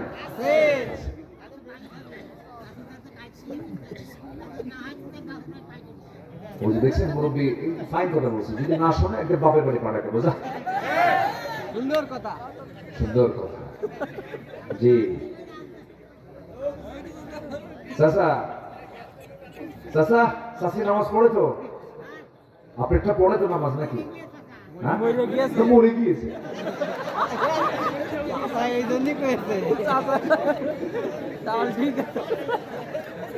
বউকে মারা কি এত সহজ? বউকে মারা সহজ না। যারা কইছে মারতে হবে, মার্ডার করতে হবে, তারা বিয়ে করে নাই। বউ মারা এত সহজ না। বউ মারতে যাবেন আপনি, বউ তো বিশাল, কত মানে বউ তো একটা দারোগা। রাস্তায় চলছেন বউকে সাথে নিয়ে, যদি আপনার নজর যদি কোনো মহিলার দিকে যায় আর ও যদি টের পায় একবার আপনি চেয়েছিলেন কয়েক সেকেন্ড, জাহান্নাম শুরু হবে, জাহান্নাম। সারাদিন কিছু কমে না, সন্ধ্যার সময় যখন ডাক দিবেন, সুইটি ঝর্ণা এক গ্লাস পানি আনতে, খাও তোমার সুইটি। কি তুমি চায় থাকো আরেক দিকে, তুমি আমারে ডাকো না, আগে নজর ঠিক করো। কি ঠিক আছে কিনা বলি? বউ মারা তো সহজ না। বউ তো মারার বিষয় না, বউ হচ্ছে আদরের বিষয়। কে বলেছে বউ নামাজ পড়বেন? অবশ্যই নামাজ পড়বে, আদর দিবেন, সুন্দর করে শিখাবেন, বুঝাবেন, বলবেন একই ছাদের নিচে দুনিয়াতে থাকলাম, আমরা একই ছাদে জান্নাতেও থাকতে চাই। সুন্দর করে বুঝাবেন, একটু কাঁদবেন, একটু নামাজে দাঁড়াবেন, কবরের কথা মনে করে দিবেন। আমার নবীজির প্রথম দাওয়াত ছিল আম্মা জান খাদিজার কাছে। জোরে বলি সুবহানাল্লাহ। প্রথম দাওয়াত দেব আমরা কোথায় বলেন? বাড়িতে, স্ত্রীর কাছে আগে দাওয়াত দেব। কে বলেছে বউ শুনবে না কথা? যদি নামাজ না পড়ে সুন্দর করে বুঝায় বলবেন 4টা কারণে স্বামী তার স্ত্রীকে শাসন করতে পারবেন, তবে এই শাসন কিন্তু সেই শাসন না। আমার মায়েরা, ভয় পাওয়ার কোনো কারণ নাই। চারটা কারণে আপনি স্বামী তার স্ত্রীকে শাসন করবেন। নাম্বার 1, যদি নামাজ না পড়ে। নাম্বার 2 হলো যদি রোজা না রাখে। নাম্বার 3 হলো স্বামীর বৈধানুগত্য যদি না করে। বৈধানুগত্য এই জন্য বললাম, ফেরাউন মার্কা স্বামীও কিন্তু আছে জমিনে। আসতে বলবেন না, আছে না নাই? ফেরাউন মার্কা স্বামী হলে পরে ওই স্বামীর আনুগত্য করা যাবে না, বরং সেই সময় ওই মহিলার জন্য আসিয়ার মতো ভূমিকা পালন করতে হবে। আসিয়া স্বামীর মহব্বতে নয়, আল্লাহর মহব্বতে জীবন দিয়েছেন। স্বামীর অবৈধ আনুগত্যের কাছে তিনি কখনো মাথা নত করেন নাই। দুনিয়া থেকে বিদায় নিয়েছেন। আমার মায়েরা শোনেন কথাগুলো। অনেক মা বোন আজকের মাহফিল আসছেন, মাদেরকে বলবো, আপনার মডেল হবেন আসিয়া, আপনার মডেল হবেন মারিয়াম, আপনার মডেল হবেন খাদিজা, আপনার মডেল হবেন আম্মা জান আয়েশা সিদ্দিকা রাদিয়াল্লাহু তাআলা আনহা। এদেরকে ফলো করবেন, এদের আদর্শকে লালন করবেন, ফাতিমার আদর্শকে লালন করবেন। ফাতিমা দুনিয়া থেকে বিদায় নেবেন, স্বামীকে ডাক দিয়ে বলবেন, স্বামী আমার দুনিয়া থেকে বিদায় নেব, মনে হয় আমার জানাজা যেন দিনের বেলা না দিয়া রাতের বেলা যেন জানাজা দেওয়া হয়। দিনের বেলা জানাজা দিলে পরে লক্ষ লক্ষ মানুষের সমাগম হয়ে যাবে, আমার পর্দার খেলাফ হয়ে যাবে। আমি চাই না আমার মৃত্যুর পর আমার লাশ সবার সামনে রাখা হোক। আমি কতটুকু লম্বা, কতটুকু মোটা চিকন, এটা মানুষ অনুমান করবে, আমার পর্দার খেলাফ হয়ে যাবে। রাতের বেলা কয়েকজনকে ডাক দিয়ে আমার জানাজার কাফন দাফন করে দিবেন। ফাতিমা দুনিয়া থেকে বিদায় নিলেন আমার নবীর ইন্তেকালের মাত্র 6 মাস পরে। অল্প বয়সে তিনি দুনিয়া থেকে বিদায় নিয়েছেন। এর মূল কারণ ছিল শিবে আবু তালেবের না খায়া খায়া পেটের নাড়িগুলো শুকে গিয়েছিল, দুর্লভ রোগে আক্রান্ত হয়ে পড়েছিলেন। ফাতিমা যখন দুনিয়া থেকে বিদায় নিলেন, আবু যার গিফারি একজন পাগল সাহাবী, নবীর প্রেমের পাগল সাহাবী, নবীর পরিবারের পাগল সাহাবী। আবু যার গিফারি রাতের বেলা স্বপ্নের মধ্যে দেখতে পেলেন নবীজি তাকে বলছেন, আবু যার, আমার কলিজার টুকরা ফাতিমা নাই, ফাতিমার জন্য সুন্দর করে তার কবরের ব্যবস্থা করো, জানাজার আয়োজন করো। রাতের বেলা কেউ জানে না। আবু যার গিফারি রাদিয়াল্লাহু তাআলা আনহু আলী রাদিয়াল্লাহু আনহুর বাড়িতে এসে দরজায় কড়া নেড়ে বলছেন, ভাই আলী, দরজা খোলো। তুমি আমাকে সংবাদ দাও নাই, কিন্তু রাসূল আমাকে সংবাদ দিয়ে জানিয়ে দিয়েছেন ফাতিমার দুনিয়াতে নাই। রাসূল জানিয়ে দিয়েছেন আমি যাচ্ছি কবর খনন করতে, তুমি সব আয়োজন সম্পন্ন করো। কবর খনন করতে গেছেন, বেশি জন না, কয়েকজনকে জানানো হয়েছে রাতের বেলায় কাফন দাফন হয়ে যাবে। জানাজা পড়াচ্ছেন সাইয়েদনা আলী, স্বামী তার জানাজা পড়াচ্ছেন। ওইদিকে কবর খনন করতে গেছেন আবু যার গিফারি, কবরকে লক্ষ্য করে বলছেন, কবর রে, আজকে তোর মধ্যে আমি যাকে রাখতেছি, কলিজার টুকরা হাসান হুসাইনের মা, বিশ্বনবীর কলিজার টুকরা ফাতিমা, খাতুনে জান্নাত ফাতিমা, কবরদার, কবর তুই এই ব্যক্তিটার সঙ্গে, এই নারীর সঙ্গে কখনো অসম্মানজনক আচরণ করবি না। আবেগ আপ্লুত হয়ে কথাগুলো বলছিলেন। সিরাত গ্রন্থে আসছে এই জাতীয় কথা যখন তিনি বলতেছিলেন, উনি ভাবতেই পারেন না কবর থেকে কোন আওয়াজ আসবে। এই কথা বলে তিনি কাঁপতে কাঁপতে তিনি কবর থেকে উঠতেছেন, ভিতর থেকে একটা আওয়াজ আসলো, আবু যার রে, তুমি এতক্ষণ ধরে যে সমস্ত কথাগুলো বললে এই সমস্ত কথাগুলো কবরে চলবে না, এখানে লাগবে হচ্ছে আমল। কি লাগবে বলে? আমল লাগবে। আমল যদি ভালো হয়, আমল যদি ভালো হয়, আমল যদি নেক হয়, কোনো সমস্যা নাই, কবর সে শান্তির জান্নাতের ফ্লেভার পেয়ে যাবে। আর আমল যদি খারাপ হয়, পৃথিবীর এক প্রান্তের মাঠে অপর প্রান্তে চলে যাবে, অপর প্রান্তের মাঠে অপর প্রান্তে চলে গিয়ে রক্ত, হাড়, মাংসগুলোকে সব মাটির সঙ্গে একাকার করে দেওয়া হবে। এই জায়গায় আমল ছাড়া কোনো কিছু চলে না। আল্লাহু আকবার। আবু যার গিফারি ওই যে তিনি ওই কবর থেকে উঠে দাঁড়িয়ে ওই যে সংসারে বিরাগী হয়ে পড়েছিলেন, জীবনের সংসার জীবনে ফিরতে পারেন নাই, তিনি আল্লাহর জিকির করতে করতে দুনিয়া থেকে বিদায় নিয়ে চলে গেছেন। আমার মায়েরা এজন্য সেই ফাতিমার মতো, সেই খাদিজার মতো, সেই আসিয়ার মতো জীবন যাপন আপনাকে শিখতে হবে, করতে হবে। আসিয়া আলাইহিস সালাতু ওয়াস সালাম দুনিয়া থেকে বিদায় নিচ্ছেন। স্বামী এসে বলতেছে, আসিয়া শুনলাম তুমি নাকি কালেমা পড়েছো। তিনি বলেন, কালেমা আপনি শুনবেন কেন? আপনি দেখেন লা ইলাহা ইল্লাল্লাহ। সঙ্গে সঙ্গে আসিয়ার উপরে বিশাল বড় পরীক্ষার পাথর জমা হয়ে গেল। বলতেছে, আসিয়া তুমি কি জানো এই রাষ্ট্রের রাষ্ট্রপতি আমি, তুমি আমার বিরুদ্ধে ভেটো দেওয়া মানে তোমার জীবনকে শেষ করে দেওয়া। আসিয়া বলছেন, স্বামী আপনি আমার, কিন্তু আমার রব সবার উপরে, আমার রবকে খুশি করতে গিয়া দুনিয়া সব ছাড়বো, কিন্তু আমার রবকে ছাড়বো না। কারণ ওয়াদা করেছি কার সাথে? আল্লাহ পাক বলছেন, আল্লাযীনা ইউফুনা বিআহদিল্লাহ যারা আল্লাহর সঙ্গে যারা ওয়াদা পূর্ণ করবে তারা হচ্ছে উলুল আলবাব, তারা হচ্ছে বিবেকবান। যদি বলি আল্লাহু আকবার। সাইয়্যিদুনা আসিয়া আলাইহিস সালাতু ওয়াস সালাম, সাইয়্যিদাতুনা আসিয়া আলাইহিস সালাতু ওয়াস সালাম তিনি কি করলেন? স্বামীকে ডাক দিয়ে বলছেন, স্বামী আমার, দুনিয়া থেকে বিদায় নেব, কিন্তু বাতিলদের সঙ্গে আমি আপোষ করব না। শেষ পর্যন্ত জল্লাদ তার সামনে রেডি হয়ে গেছে। জল্লাদ হাতের মধ্যে জল্লাদ কি বলে করাত নিয়ে দাঁড়িয়ে গেছে। শেষবারের মধ্যে ফেরাউন বলছে, আছে এই যে করাত দিয়ে তোমাকে 2 টুকরা করা হবে, তুমি কি বলবে বলো? আসিয়া বলছেন, আমার স্বামী, আপনি আমাকে মৃত্যুর হুমকি দেখাচ্ছেন, আর আল্লাহ তাআলা আমাকে 8টা জান্নাতের দরজা দেখায় দিতেছে। জোরে বলি সুবহানাল্লাহ। সঙ্গে সঙ্গে কি করা হলো? করাত দিয়ে জল্লাদকে সামনে বসায় দেওয়া হলো। এবার করাত তার কপালে ঠেকিয়ে দেওয়া হলো। আসিয়া আলাইহিস সালাতু ওয়াস সালাম কোনো কিছু কি পরোয়া করলেন না, কারণ কার সঙ্গে ওয়াদা করেছেন? কার সঙ্গে ওয়াদা হয়ে গেছে? সঙ্গে সঙ্গে তিনি বলছেন, ও আল্লাহ, মৃত্যুর দুয়ারে আমি দাঁড়িয়েছি, আল্লাহ আমার মৃত্যু হয়ে যাবে মনে হয়। সেই সময় তিনি একটা হৃদয় উজাড় করানো দোয়া করেছিলেন। সেই দোয়াটা আল্লাহ রাব্বুল আলামিন খুব সুন্দর করে কবুল করে তিনি হচ্ছেন তাওরাত কিতাবের অনুসারী। তার নবী ছিলেন মূসা আলাইহিস সালাতু ওয়াস সালাম, অথচ সে আসিয়ার দোয়াটা আল্লাহ রাব্বুল আলামিন চয়েস করে শ্রেষ্ঠ কিতাব কোরআনে কারীমের মধ্যে সূরা তাহরিমে কোট করে দিয়েছেন। জোরে বলি সুবহানাল্লাহ। তিনি সেই সময় দোয়া করেছিলেন, মৃত্যুর পূর্বে আবেগ জড়িত কণ্ঠে, আবেগ মাখা কণ্ঠে তিনি একটা দোয়া করেছেন। সেই দোয়াটা হলো, রব্বি বিনিলি ইনদাকা বাইতান ফিল জান্নাতি ওয়া নাজ্জিনি মিন ফিরআউনা ওয়া আমালিহি। আল্লাহ, তুমি আমার জন্য বানায় দিবা বুয়ুতুন, অনেক ঘর, বাইতুন এক ঘর, তুমি আমাকে একটা ঘর শুধু বানায় দিবা, জান্নাতে বেশি ঘর চাই না। সে একটা ঘর অবশ্যই হওয়া উচিত ইনদাকা, তোমার কাছে, অর্থাৎ তোমার ঘরের দেওয়ালের সাথেই সেই ঘরটা তুমি আল্লাহ আমারে বানায়া দিবা। তাহলে বলেন, তাদের ওয়াদা কি তারা ভঙ্গ করেছেন নাকি? আর আমরা সামান্য 1 প্যাকেট বিড়ির প্যাকেট পেলে পরেই আমাদের ঈমান বেঁচে খাই, ঠিক কি না? অথচ জান্নাত তিনি পাওয়ার জন্য দুনিয়াকে তিনি তুচ্ছ করে, স্বামীকে মাইনাস করে, সংসারের জীবনকে মাইনাস করে তিনি আল্লাহর সান্নিধ্যে চলে গেলেন। বাতিল শক্তির কাছে মাথা নত করলেন না। এটাই হচ্ছে আল্লাহর সঙ্গে ওয়াদা পূর্ণ করা।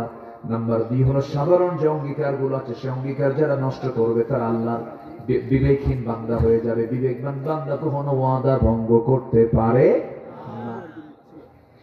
আমার ভাইরা, আল্লাহ রাব্বুল আলামিন সুন্দর করে বলছেন, আল্লাযীনা ইউফুনা বিআহদিল্লাহি ওয়া লা ইয়ানকুদুনাল মিসাক। নাম্বার 3 হলো والذين يصلون ما أمر الله به أن يوصل ويخشون ربهم ويخافون سوء الحساب। নাম্বার 3 হলো যারা আল্লাহর সঙ্গে সম্পর্ক যারা বজায় রাখে, আল্লাহর সঙ্গে সম্পর্ক কন্টিনিউ করার জন্য কয় ওয়াক্ত নামাজ বলেন? আজকে বলুন না, কয় ওয়াক্ত নামাজ? খাবার খেতে হয় আমাদের দেশে কয় বেলা? খাবার না খেলে শরীর সুস্থ না অসুস্থ হয়? অসুস্থ হয়ে যায়। পানি পরিমিত না পান করলে কিডনি ভয় পেয়ে যায়। পরিমিত 3 থেকে 4 লিটার পানি পান না করলে যেমন কিডনি ক্ষতিগ্রস্ত হয়ে যায়, তেমন ঈমান নষ্ট হয়ে যায় কয় ওয়াক্ত নামাজ না পড়লে পরে? বলে 5 ওয়াক্ত। আসেন দোয়া করে দিন। হ্যাঁ, এই যে 2-1 করে উঠিয়েছে, বুঝলাম না কিছু। বসেন, একটু বসেন। জি, বয়স হয়ে গেছে তো কিছু বলতে পারছি না। আরেকটু আমাকে কিছু সময় দেন। আপনি শুধু একা শুনছেন না তো, এই আলোচনাগুলো যে ক্যামেরা রেকর্ড হচ্ছে, ইউটিউব গুলো যাবে, আগামীকালকে কোটি কোটি মানুষ এই আলোচনাগুলো দেখবে। তো আপনি যদি চলে যান, আমি তো আলোচনা আগ্রহ হারায় ফেলবো, তাহলে এই মাহরুম হয়ে যাবে সবাই। যদি আপনি শুনছেন হাজার হাজার, আর এই আলোচনা চলে যাবে কোটি কোটি মানুষের কাছে। বলি আলহামদুলিল্লাহ। তো এখানে আপনার উপস্থিত থাকার দরকার আছে না নাই? একটু বসেন। আল্লাহর সঙ্গে সম্পর্ক বজায় রাখার জন্য কন্টিনিউ কয় ওয়াক্ত নামাজ বলেন তো? বলেন, কয় ওয়াক্ত নামাজ? 5 ওয়াক্ত নামাজ। নামাজ তো পড়বই আমরা। নাম্বার 4 হলো আল্লাহকে ভয় করব। আল্লাহকে যদি ভয়ের মতো ভয় করতে পারি, আমার দ্বারা কোনোদিন সগীরা গুনাহ হতে পারে না। আমার দ্বারা কবিরা তো দূরেই থাকলো, সগীরা গুনাহটাও পর্যন্ত কখনো হতে পারে না। এই জন্য সবচেয়ে ভয় করব আমরা কাকে? বলুন, কাকে? আল্লাহকে ভয় করব, বিচার দিবসকে ভয় করব। আমার বন্ধুগণ, আল্লাহ রাব্বুল আলামিন বলছে বান্দা তুই আমার সঙ্গে সম্পর্ক রাখ। আমার নবীজি নামাজে মাঝে মাঝে দাঁড়াতেন, শিশুর মতো কাঁদতেন। কিসের মতো বলেন? শিশুর মতো কাঁদতেন। আমরা যখন আল্লাহর কাছে কাঁদবো, লজ্জা নিয়ে কাঁদবো না বেহায়া হয়ে কাঁদবো? বলেন বলেন বলেন। বেহায়ের মতো কাঁদতে হবে, আল্লাহর কাছে বেহায়ের মতো চাইতে হবে। একবার চাইবেন আর চাবেন না। না, দুনিয়ার মানুষের কাছে আপনি বারবার চাবেন, মানুষ আপনাকে বেহায়া বলবে, শরমহীন বলবে, শরম নাই, লজ্জা নাই। কিন্তু আমার আল্লাহ বলেন বান্দারা আমার কাছে যত বেশি চাস আমি আল্লাহ তত বেশি খুশি হয়ে যাই। আমার কাছে চারে উদউনি আস্তাজিব লাকুম, আমাকে ডাকো আমি তোমার ডাকে সাড়া দেব। আমি তোমার ডাকে অবশ্যই সাড়া দেব। কেমন সাড়া দেব? অবশ্যই তোমার ডাকে আমি সাড়া দেব। বান্দা তুই আমার দিকে 1 হাত আগাবি, আমি তোর দিকে 10 হাত আগাবো। তুই আমার দিকে হেঁটে হেঁটে আসবি রে বান্দা, আমি তোর দিকে দৌড়ায় যাব। আল্লাহ আমাকে দারুণ ভালোবাসেন। আমার ভাইরা প্রত্যেক রাতে আকাশে, এই দুনিয়ার আকাশে প্রত্যেক রাতে আল্লাহ রাব্বুল আলামিন চলে আসেন, শেষ রাতের দিকে আসেন। এবং শেষ রাতে শয়তান ও কন্যা প্রত্যেক বান্দার শিওরে বসে। শিওরে বসে শয়তান করে কি? 3টা গিট মেরে দেয়।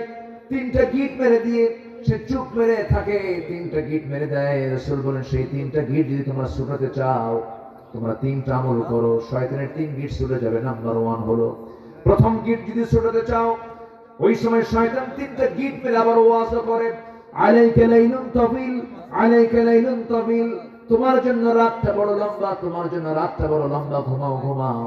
ওই সময় যদি বান্দা সেই শয়তানের ওয়াজটাকে যদি গ্রহণ না করে, যদি ঘুম থেকে যদি তার পিঠ থেকে সরায় নিয়ে যদি বসে পড়ে, ঘুম থেকে উঠে যে বসে পড়লো, শয়তানের একটা গিট ছুটে গেল। সুবহানাল্লাহ বলে। রাসূল শিখায়া দিচ্ছেন। কে শিখায়া দিচ্ছেন? রাসূল শিখায়া দিচ্ছেন। আবার যখন সে বিছনা থেকে উঠে যখন ওযু করার জন্য যখন ওযুর প্রস্তুতি নিয়ে নিল, ওযু শেষ হওয়ার সঙ্গে সঙ্গে আরেকটা গিট ছুটে গেল। যখন বান্দা ওযু সম্পূর্ণ করে যখন মসজিদের দিকে রওনা করে দিল, প্রত্যেকটা কদমে কদমে নেকি লেখা শুরু হয়ে গেল। বান্দা যখন নামাজ শুরু করে দেয়, শয়তানের 3 নাম্বার গিটও ছুটে চলে যায়। 24 ঘন্টা শয়তান ওই বান্দার কাছে এসে ওয়াসওয়াসা দেওয়ার সাহস পায় না। জোরে বলে সুবহানাল্লাহ। সবাইকে 3 গিট ছুটাবেন? কি কোন দিন থেকে? বলেন কোন দিন থেকে? আজকে থেকে। জোরে বলি ইনশাআল্লাহ। আমার বন্ধুগণ, এই শেষ রাত্রি আবার আমার আল্লাহ নিজে আসেন, নিজেই তিনি ডাকেন। কাকে ডাকেন? আল্লাহ মানুষকে ডাকেন। কাকে ডাকেন বলেন? আমাকে আমাকে আমাকে ডাকেন। চিন্তা করা যায় কে ডাকেন? কে ডাকেন? আল্লাহ ডাকেন। এটা কি ভাগ্যবানের বিষয় না? বলেন তো, ভাগ্যের বিষয়। আমাকে ডাকেন, আমি আব্দুল্লাহ আমিন আমাকে ডাকেন, এই ভাইকে ডাকেন, আপনাকে ডাকেন, গোটা দুনিয়াবাসীকে ডাক দিয়ে বলছেন আলা মিন মুস্তাগফিরিন ফাগফির লাহ ফিস সামাঈদ দুনিয়া। দুনিয়ার আকাশে আসেন। আমার আল্লাহ তাআলা যে দুনিয়ার আকাশে আসেন, তিনি তো দুনিয়ার আকাশে থাকেন না। তার অবস্থানটা হলো, মূল জায়গাটা হলো আরশে আজিম। যার শাজিমটা 1 আকাশ নয় 7 আকাশের উপরে। জোরে বলি সুবহানাল্লাহ। আল্লাহ বলছেন বান্দা আমি 7 আকাশ থেকে প্রথম আকাশে আসি, 6 আকাশ পেরিয়ে প্রথম আকাশে এসে আমি তোকে বলি তুই আমার কাছে মাফ চা, আমি তোকে মাফ করব। এটা কম কথা? বিশাল কথা।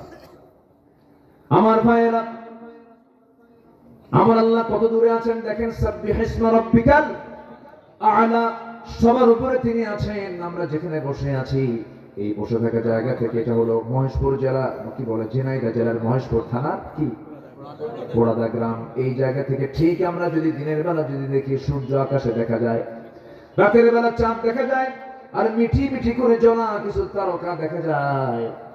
আমার বন্ধুগণ, এই পৃথিবী একটা ছোট্ট জায়গা সূর্যের তুলনায়। এই পৃথিবীর চাইতে সূর্যেরও 13 লক্ষ গুণ বড়।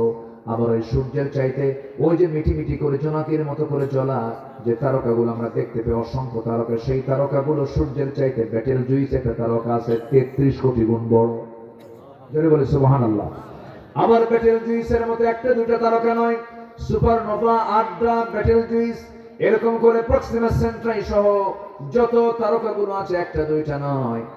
প্রত্যেকটা গ্যালাক্সির ভিতরে কোটি কোটি বিলিয়ন বিলিয়ন তারকা আল্লাহ রাব্বুল আলামিন রেখে দিয়েছেন। কোটি কোটি গ্যালাক্সির ভিতরে মহাশূন্যের মধ্যে আল্লাহ পাক সেটা চুলায় রেখেছেন। জোরে বলি সুবহানাল্লাহ। এমনও কিছু তারকা আছে যে তারকারা আজ পর্যন্ত দুনিয়াতে আসেই নাই, এত দূরে সেই তারকা। আমার বন্ধুগণ, মানুষ সূর্যের কাছে যেতে পারবে না, কারণ সূর্যের তাপমাত্রার কাছে মানুষ জ্বলে পড়ে সারখার হয়ে যাবে। চাঁদের দেশে মানুষ গেছে, চাঁদের কোনো তাপ নাই, এই জন্য চাঁদের দেশে মানুষ যেতে পেরেছে। ওই চাঁদের দেশে সফর করলো মানুষ, মঙ্গল গ্রহে গেছে মানুষ। কিন্তু মানুষ যদি চিন্তা করে চাঁদ দেখলাম, মঙ্গল গ্রহ দেখলাম, একটু আমরা তারকার দেশে যাব, তারকা তো আরো দূরে। পৃথিবীর সবচেয়ে নিকটবর্তী তারকার নাম হলো প্রক্সিমা সেন্ট্রাই। প্রক্সিমা সেন্ট্রাই যদি কেউ যেতে চায়, দুনিয়ার কোনো যানবাহনে চড়ে যেতে পারবে না, তবে চেষ্টা করলে করতে পারে নভোযান দিয়া। পৃথিবীর সবচেয়ে লেটেস্ট নভোযান হলো অ্যাপোলো 11, যার ঘন্টার গতি হলো 39,000 কিলোমিটার। 39,000 কিলোমিটার মানুষ বানাইছে এই সমস্ত নভোযানগুলো। ওই নভোযানে যদি চড়ে যদি রওনা দিয়ে দেয়, ওই প্রক্সিমা সেন্ট্রাই নামক পৃথিবীর সবচেয়ে নিকটবর্তী তারকার দেশে তারা যেতে সময় লাগবে ঘন্টা 39,000 কিলোমিটার বেগে। সময় লেগে যাবে 1,15,000 বছর মাত্র। যাবেন কারা কারা? হাত তোলেন। কি কথা কি বুঝতেছেন আপনারা? আমি আজকে মনে হয় একটু আপনাদের কষ্ট দিচ্ছি বেশি না? আমি খুব ডিপ আলোচনায় আজকে চলে গেছি। আমি আজকে সায়েন্স নিয়ে, বিজ্ঞান নিয়ে কথা বলতেছি। আপনারা কি কষ্ট পাচ্ছেন নাকি আপনারা? তাহলে বলেন তো, আমি বাঁচবো কয়দিন? 60 থেকে 70, 80 বছর। আর 39,000 কিলোমিটার বেগে ওই তারকার দেশ, পৃথিবীর সবচেয়ে নিকটবর্তী তারকার দেশে যেতে সময় লাগতেছে 1,14,000 বছর। আল্লাহু আকবার বলেন। 1,14,000 বছর যদি সময় লেগে যায় এই ছোট্ট এই পৃথিবীর সবচেয়ে নিকটবর্তী তারকার দেশে, আপনি আসমান পাবেন কোনদিন? আল্লাহ বলতেছে, বান্দা আমি দুনিয়ার আকাশে এসে আমি তোকে মাফ করার জন্য দাঁড়ায় থাকি। আল্লাহু আকবার বলেন। এবং আল্লাহ নিজে বলছেন, আল্লাহ বলছেন, বান্দা তুই যদি তোর দিলটা যদি 5 ওয়াক্ত নামাজের জন্য যদি মসজিদে ঝুলায় রাখিস, আমি তোকে আমার আরশে আসিমের ছায়ায় তোকে জায়গা দিয়ে দেব। কোন যানবাহনে যাবেন? দুনিয়ার কোন যানবাহনে যাওয়া সম্ভব? আমাকে সুন্দর করে ফ্লাইটে চড়ে আরশে আসিমের ছায়ায় জায়গা করে দিবেন। তিনি আমার কে? আরো চলে বলেন, তিনি আমার কে? নামাজকে ছাড়বো না ধরবো? নামাজকে ছাড়বো না ধরবো? আপনার গ্রামকে আপনি মানসিকতায় নিয়ে আসেন। আপনার গ্রামে কারা নামাজ পড়ে না তাদেরকে তালিকা করবেন। কারা পর্দায় থাকে না, কোন ঘর থেকে? যুবকরা তোমরা মাথায় নাও, তোমাদের হাতে আগামীর বাংলাদেশ, ঠিক কিনা? তোমরা মাত্র 35 মিনিট সময় দিয়ে ভাঙ্গে হেলিকপ্টারে দিল্লি পাঠায় দিছো, ঠিক কিনা? আগামীর বাংলাদেশ তোমরাই গড়বে। তোমরা সিদ্ধান্ত নাও, তোমার গ্রামের কোন মহিলা বোরকা ছাড়া বের হয়? ওই গ্রামের ওই বাড়ির মুরব্বীকে বলো, এই গ্রামে বসবাস করতে হলে বোরকা ছাড়া বের হওয়া যাবে না। তা'মুরুনা বিল মা'রুফ ওয়া তানহাউনা আনিল মুনকার। এরপরে তোমার গ্রামের মাতব্বর যদি নামাজ না পড়ে, বলবো আপনি নামাজ ধরেন, মাতব্বরি টিকে রাখেন। একবার, দুবার, তিনবার বলার পরে যদি সে নামাজ না পড়ে বিড়ি খায়, এরকম যদি মাতব্বর হয়, চরিত্রহীন হয়, একদম ধমক দিয়ে বলবে আপনার মাতব্বরি ছুটা দিলাম, বেনামাজির কোনো মাতব্বরি চলবে না আমাদের গ্রামে, ঠিক কিনা? এরকম করে সতর্ক হও। 64,000 গ্রামকে তোমরা ঠিক করে ফেলো। আগামীর বাংলাদেশ কোরআনের বাংলাদেশ হয়ে যাবে ইনশাআল্লাহ। আল্লাহ কবুল করেন, জোরে বলি আমিন। কষ্ট পাচ্ছেন মনে হয়? বিবেকবান কারা? 9টা বৈশিষ্ট্য আছে যার ভিতরে। কয়টা বৈশিষ্ট্য বলেন? 9টা। আমি কেবল 4টা বলেছি, আরো 5টা আছে। নুরু, ওয়াজ কি শেষ না শুরু? নুরু জি, বলি আলহামদুলিল্লাহ, জোরে বলি আলহামদুলিল্লাহ।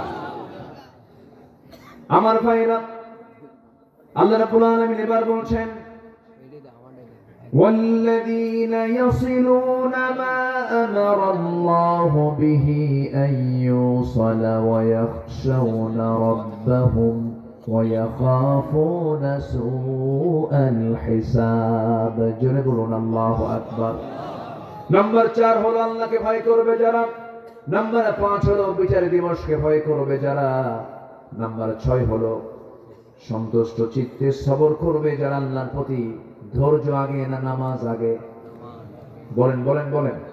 ধৈর্য আগে। দেখবেন কিছু কিছু অধৈর্যশীল নামাজি আছে, ইমাম সাহেব নামাজ একটু লম্বা করলে পরে পিছন থেকে গলা খেকু মারে, আছে না? আছে, লোক মারে, হুজুর আমার ব্যবসা আছে, আমার কি কাজ নাই, তাড়াতাড়ি শেষ করে। এরকম হওয়া যাবে না। যার মসজিদে ঢুকলে পরে অস্থির চিত্ত তার কাজ করে, কেমন করে মসজিদ থেকে তাড়াতাড়ি বের হব, এটা ইমানদারের বৈশিষ্ট্য নয়। ইমানদার যখন পৃথিবীর সব কাজ ছেড়ে যখন মসজিদে ঢুকবে, তার কাছে মনে হবে আমার কাছে পৃথিবীর সবচেয়ে আরামের জায়গা, তৃপ্তির জায়গা হলো মসজিদ।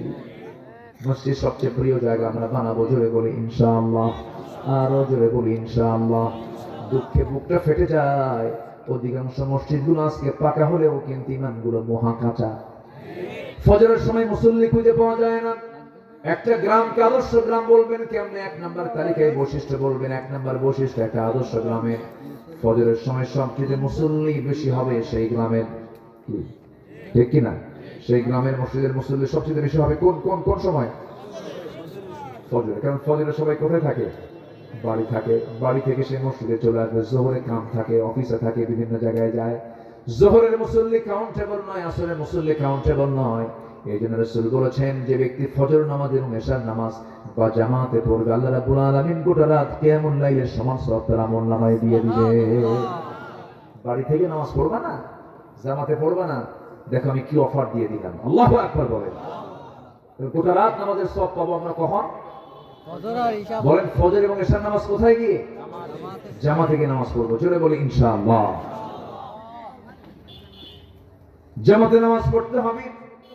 জামাতে নামাজ পড়ার জন্য রাসূল তাকিদ দিয়েছেন। আমার নবীর কাছে এক অন্ধ সাহাবী এসে বলছে, হুজুর আমি অন্ধ মানুষ, চোখে দেখি না, কি জামাতে নামাজ পড়বো নাকি? রাসূল বললেন, তুমি কি একা একা যেতে পারো নাকি? হ্যাঁ যেতে পারি। রাসূল বললেন, তবু তুমি জামাত ছাড়বে না, তবু জামাতে নামাজ পড়বা। জোরে কোন সুবহানাল্লাহ। আমার বন্ধুগণ, সবর থাকতে হবে, ধৈর্য থাকতে হবে। ধৈর্য আবার 3 প্রকার: আস-সাবরু আলা তাআহ, আস-সাবরু আনিল মাসিয়াহ, আস-সাবরু আলাল ইকদার। এই 3টার সমন্বয় হলো ধৈর্য। ধৈর্য আছে যার ইমানটা টিকবে তার। কিছু কিছু লোক আছে এত ধৈর্যহীন, বউয়ের সঙ্গে গন্ডগোল হলে পরে তালাকের কথা মুখে আনে, আসে না নাই বলেন? কিছু হইলেই তালাক, কিছু হইলেই তালাক। সেদিন এক মহিলা আমারে ফোন দিয়ে বলে, হুজুর আমার স্বামীকে সকাল সন্ধ্যা তালাক দেয়, আমি কি আসি না নাই? কি কথা কি বুঝতেছে? আমাদের কয়, হুজুর আমার স্বামী সকালে তালাক দেয়, বিকেলও তালাক দেয়, আমি কি আসি না নাই? কথা এরকম কিছু বেকুব আছে না নাই বলেন তো? কিছু হইলেই তালাক মারে।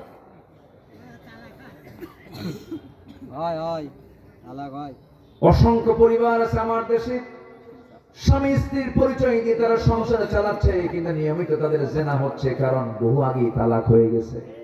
আছে না? আসতে বলবেন না, আছে না নাই? এটা কি ধৈর্য না অধৈর্য বলেন? অধৈর্য।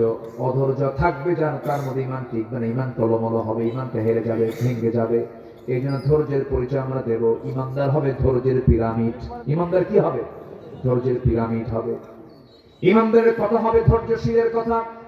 ইমানদারের চলাফেরা হবে, ইমানদারের সমস্ত কিছু হবে সম্পূর্ণ ব্যতিক্রম। ইমানদার ব্যক্তি হবে পৃথিবীর মধ্যে সবচেয়ে শ্রেষ্ঠ ভালো বান্দা। তাদের আচরণ হবে শ্রেষ্ঠ, তাদের কথা হবে শ্রেষ্ঠ, তাদের স্বভাবে ব্যক্তিত্ব সম্পূর্ণ তারা হবে।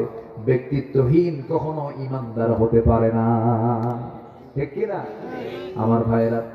নাম্বার 7 হলো, আল্লাহ রাব্বুল আলামিন বলেন, والذين صبروا ابتغاء وجه ربهم وأقاموا الصلاة وأنفقوا مما رزقناهم سرا وعلانية ويدرؤون بالحسنة السيئة أولئك لهم عقبى الدار। جلبون الله أكبر। نمبر 7 হলো, যারা নামাজ কায়েম করবে। নামাজ কায়েমের সংগ্রাম কিন্তু সহজ কাজ নয়। নামাজ আদায় করা সহজ। আপনাকে আমেরিকার প্রেসিডেন্টও আপনাকে মানা করবে না নামাজ পড়তে। ইংল্যান্ডে আপনাকে নামাজ পড়তে মানা করবে না। নরেন্দ্র মোদী আপনাকে নামাজ পড়তে বাধা দেবে না। কিন্তু আপনি যখন বলবেন এই ভূখণ্ডে আমি নামাজ কায়েম করতে চাই, নামাজ কায়েমের সংগ্রাম করতে চাই, তখন আপনাকে জঙ্গির মামলা দিয়ে আপনাকে জেলখানায় ঢুকাবে, ঠিক কিনা? 16 বছর তারা করেছে এমন কিছু। এই 16 বছর তারা দেশ শাসন করেছে। শাসন না শোষণ? আসতে পারবে না। শাসন না শোষণ? শান্তি না জুলুম? শান্তি না জুলুম? জুলুম করেছে, খাইছে বেশি, এত শোষণ করছে মশার মতো। কিছু কিছু মশা আছে দেখবেন বেহুশ হয় খাইতে নিয়ে। মশা আছে না? কিছু মশা আছে না?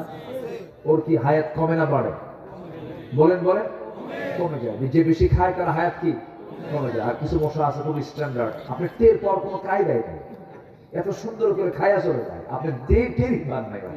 আছে না এরকম? আছে। ওর অপারেটিং সিস্টেমটা খুব সুন্দর। মশা আপনার চামড়ায় যখন পড়ে তখন কিন্তু ডাইরেক্ট অ্যাকশনে যায় না। আগে মশাটা পড়ে, পড়ার পর আগে চামড়ার চতুর্পাশে যেখানে হুল ফুটাবে তার চতুর্পাশে অ্যানেস্থেসিয়া করে। অ্যানেস্থেসিয়া হচ্ছে মেডিকেলের ভাষায় হলো অবশ। কি করে? অবশ করে, অ্যানেস্থেসিয়া করে চতুর্দিকে অবশ বানায়। অবশ বানায়, এরপর আস্তে আস্তে করে সে তার হুলটা ফুটায় দেয়, যেন রক্ত শোষণে যেন সলিমুদ্দিন না টের পায়। টের পাইনি তো থাপ্পড় খাইলে শেষ হয়ে যাবে। কথা বোঝেন না? করে কি আস্তে করে হুলটা ফুটায় দেয়, আগে অবশ করে। হুল ফুটায় দিয়ে পরিমিত যদি খায় ভালো, আবার কিছু কিছু মশা আছে ছেঁচড়া, এমন খাওয়া খায় ওর গায়ের ওজনের ডাবল ওজন হয়ে যায়, আর উঠতেই পারে না। মানে ওই যে পাখা যে আছে, পাখার ধারণ ক্ষমতার বাইরে ওজন হয়ে গেছে, তখন আর পারে না, তখন ওখানে চিপে পড়ে। তো এই যে 16 বছর যারা ছিল, এরা বেশি খাওয়া রক্ত মশার মতো, ঠিক কিনা? খাইছে কম না খাইছে বেশি? খাইছে বেশি, মরছেও তাড়াতাড়ি। শেষ, একদম শেষ। কম করা করছে ওরা, আকাম গুকাম তো কম করে নাই। আল্লাহ সাইদের মতো মানুষকেও তারা ছাড়ে নাই। জেলখানায় ছিলেন, আমরা তাও সান্ত্বনা নিয়েছিলাম যে উনি একদিন বের হবেন, এই বাগানে এসে কথা বলবেন। একটা আশা ছিল, একটা আশার সঞ্চার করেছিলাম আমরা। সব ফিরে আসলো, কিন্তু উনি আর ফিরলেন না।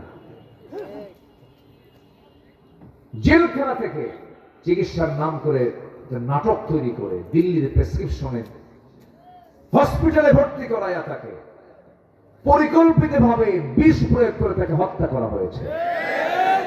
এই হত্যার বদলা আমাদের নিতে হবে। সেই বদলা হলো এই জমিন আল্লাহর দিন কায়েম করা, ঠিক কিনা?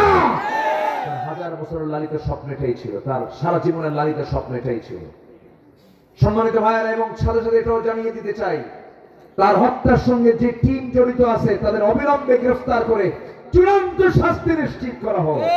রাজি আছেন কারা কারা? হাত তুলে দেখা।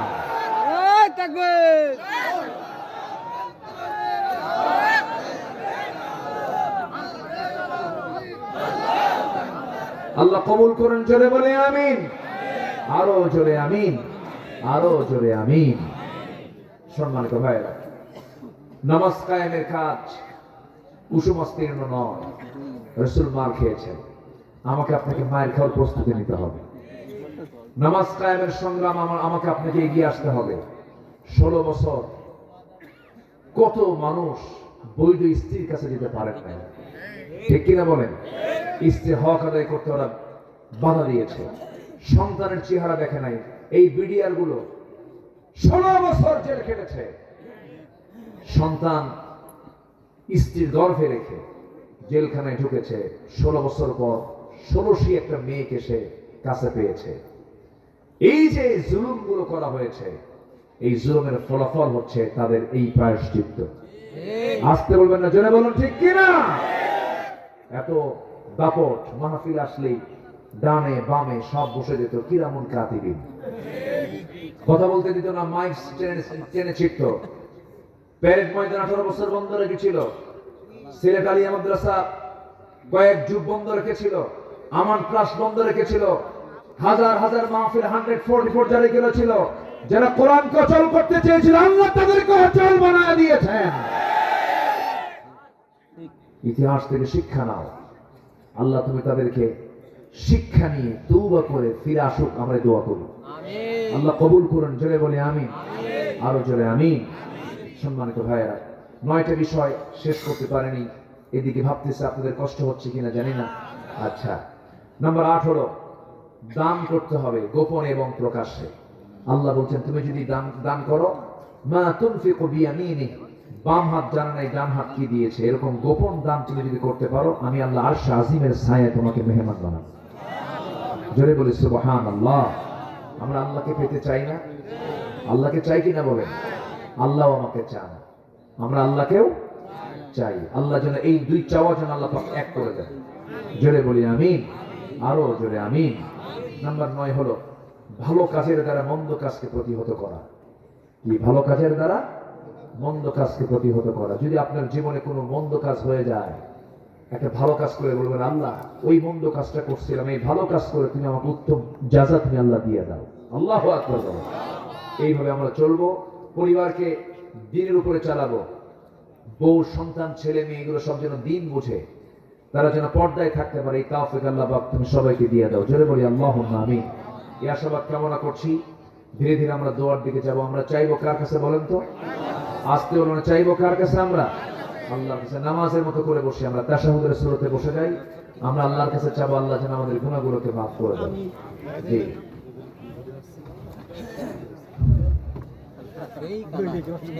সবাই বলে সুবহানাকা আল্লাহুম্মা ওয়া বিহামদিকা আশহাদু আন লা ইলাহা ইল্লা আনতা আস্তাগফিরুকা ওয়া আতুবু ইলাইকা।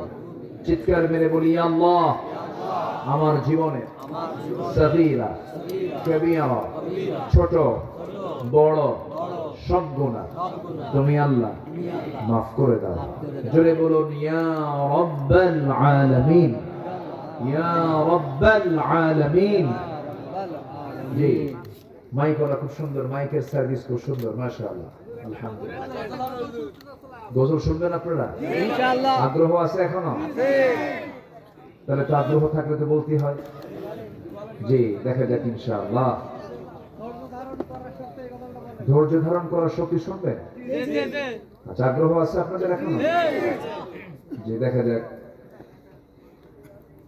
ধৈর্য ধারণ করার শক্তি দাও গো মেহেরবান আমায়, দাও গো মেহেরবান। কি ধৈর্য ধরার দরকার আছে না? একটু বসেন বসেন। ধৈর্য ধারণ করার শক্তি দাও গো মেহেরবান আমায়, দাও গো মেহেরবান। বুকের ভেতর ব্যথার নদী বইছে অবিরাম, বইছে বইছে অবিরাম। আধার আমার আলো দিয়ে কানায় কানায় দাও ভরিয়ে, আধার আমার আলো দিয়ে কানায় কানায় দাও ভরিয়ে। অন্তর জোড়ে দাও গো প্রভু, অন্তর জোড়ে দাও গো প্রভু ভোরের পাখির গান। বুকের ভেতর ব্যথার নদী বইছে অবিরাম, বইছে বইছে অবিরাম। ফাগুন কেড়ে নেয়া চতর আষাঢ় করে দাও, গাছ গাছালির শীতল ছায়ায় জীবন ভরে দাও আমার, জীবন ভরে দাও। আমার ধুধু মরুর দেশে দাও গো জোয়ার ভাটার শেষে, আমার ধুধু মরুর দেশে দাও গো জোয়ার ভাটার শেষে। পারাবারের বাউরি বাতাস, পারাবারের বাউরি বাতাস আমায় করো দান। বুকের ভেতর ব্যথার নদী বইছে অবিরাম, বইছে বইছে অবিরাম। ধৈর্য ধারণ করার শক্তি দাও গো মেহেরবান আমায়, দাও গো মেহেরবান।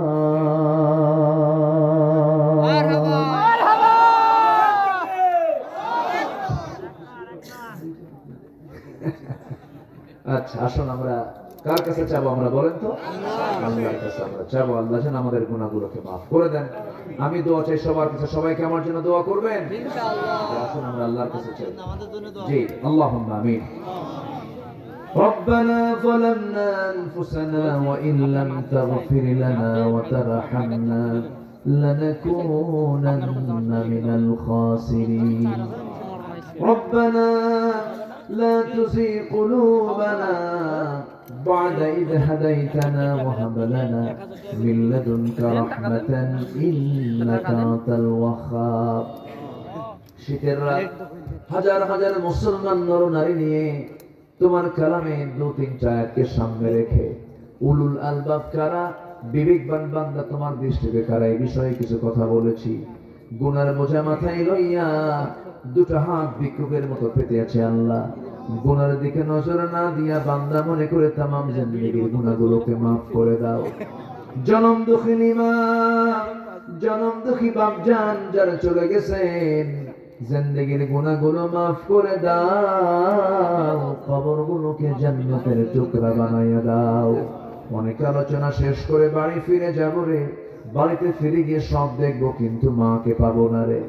সেই মা যারা চলে গেল, জিন্দেগির গুনাহগুলো মাফ করে দাও, কবরগুলোকে জান্নাতের টুকরা বানাইয়া দাও। আব্বা আম্মার জন্য কি দোয়া তাও শিখায় দিয়েছো।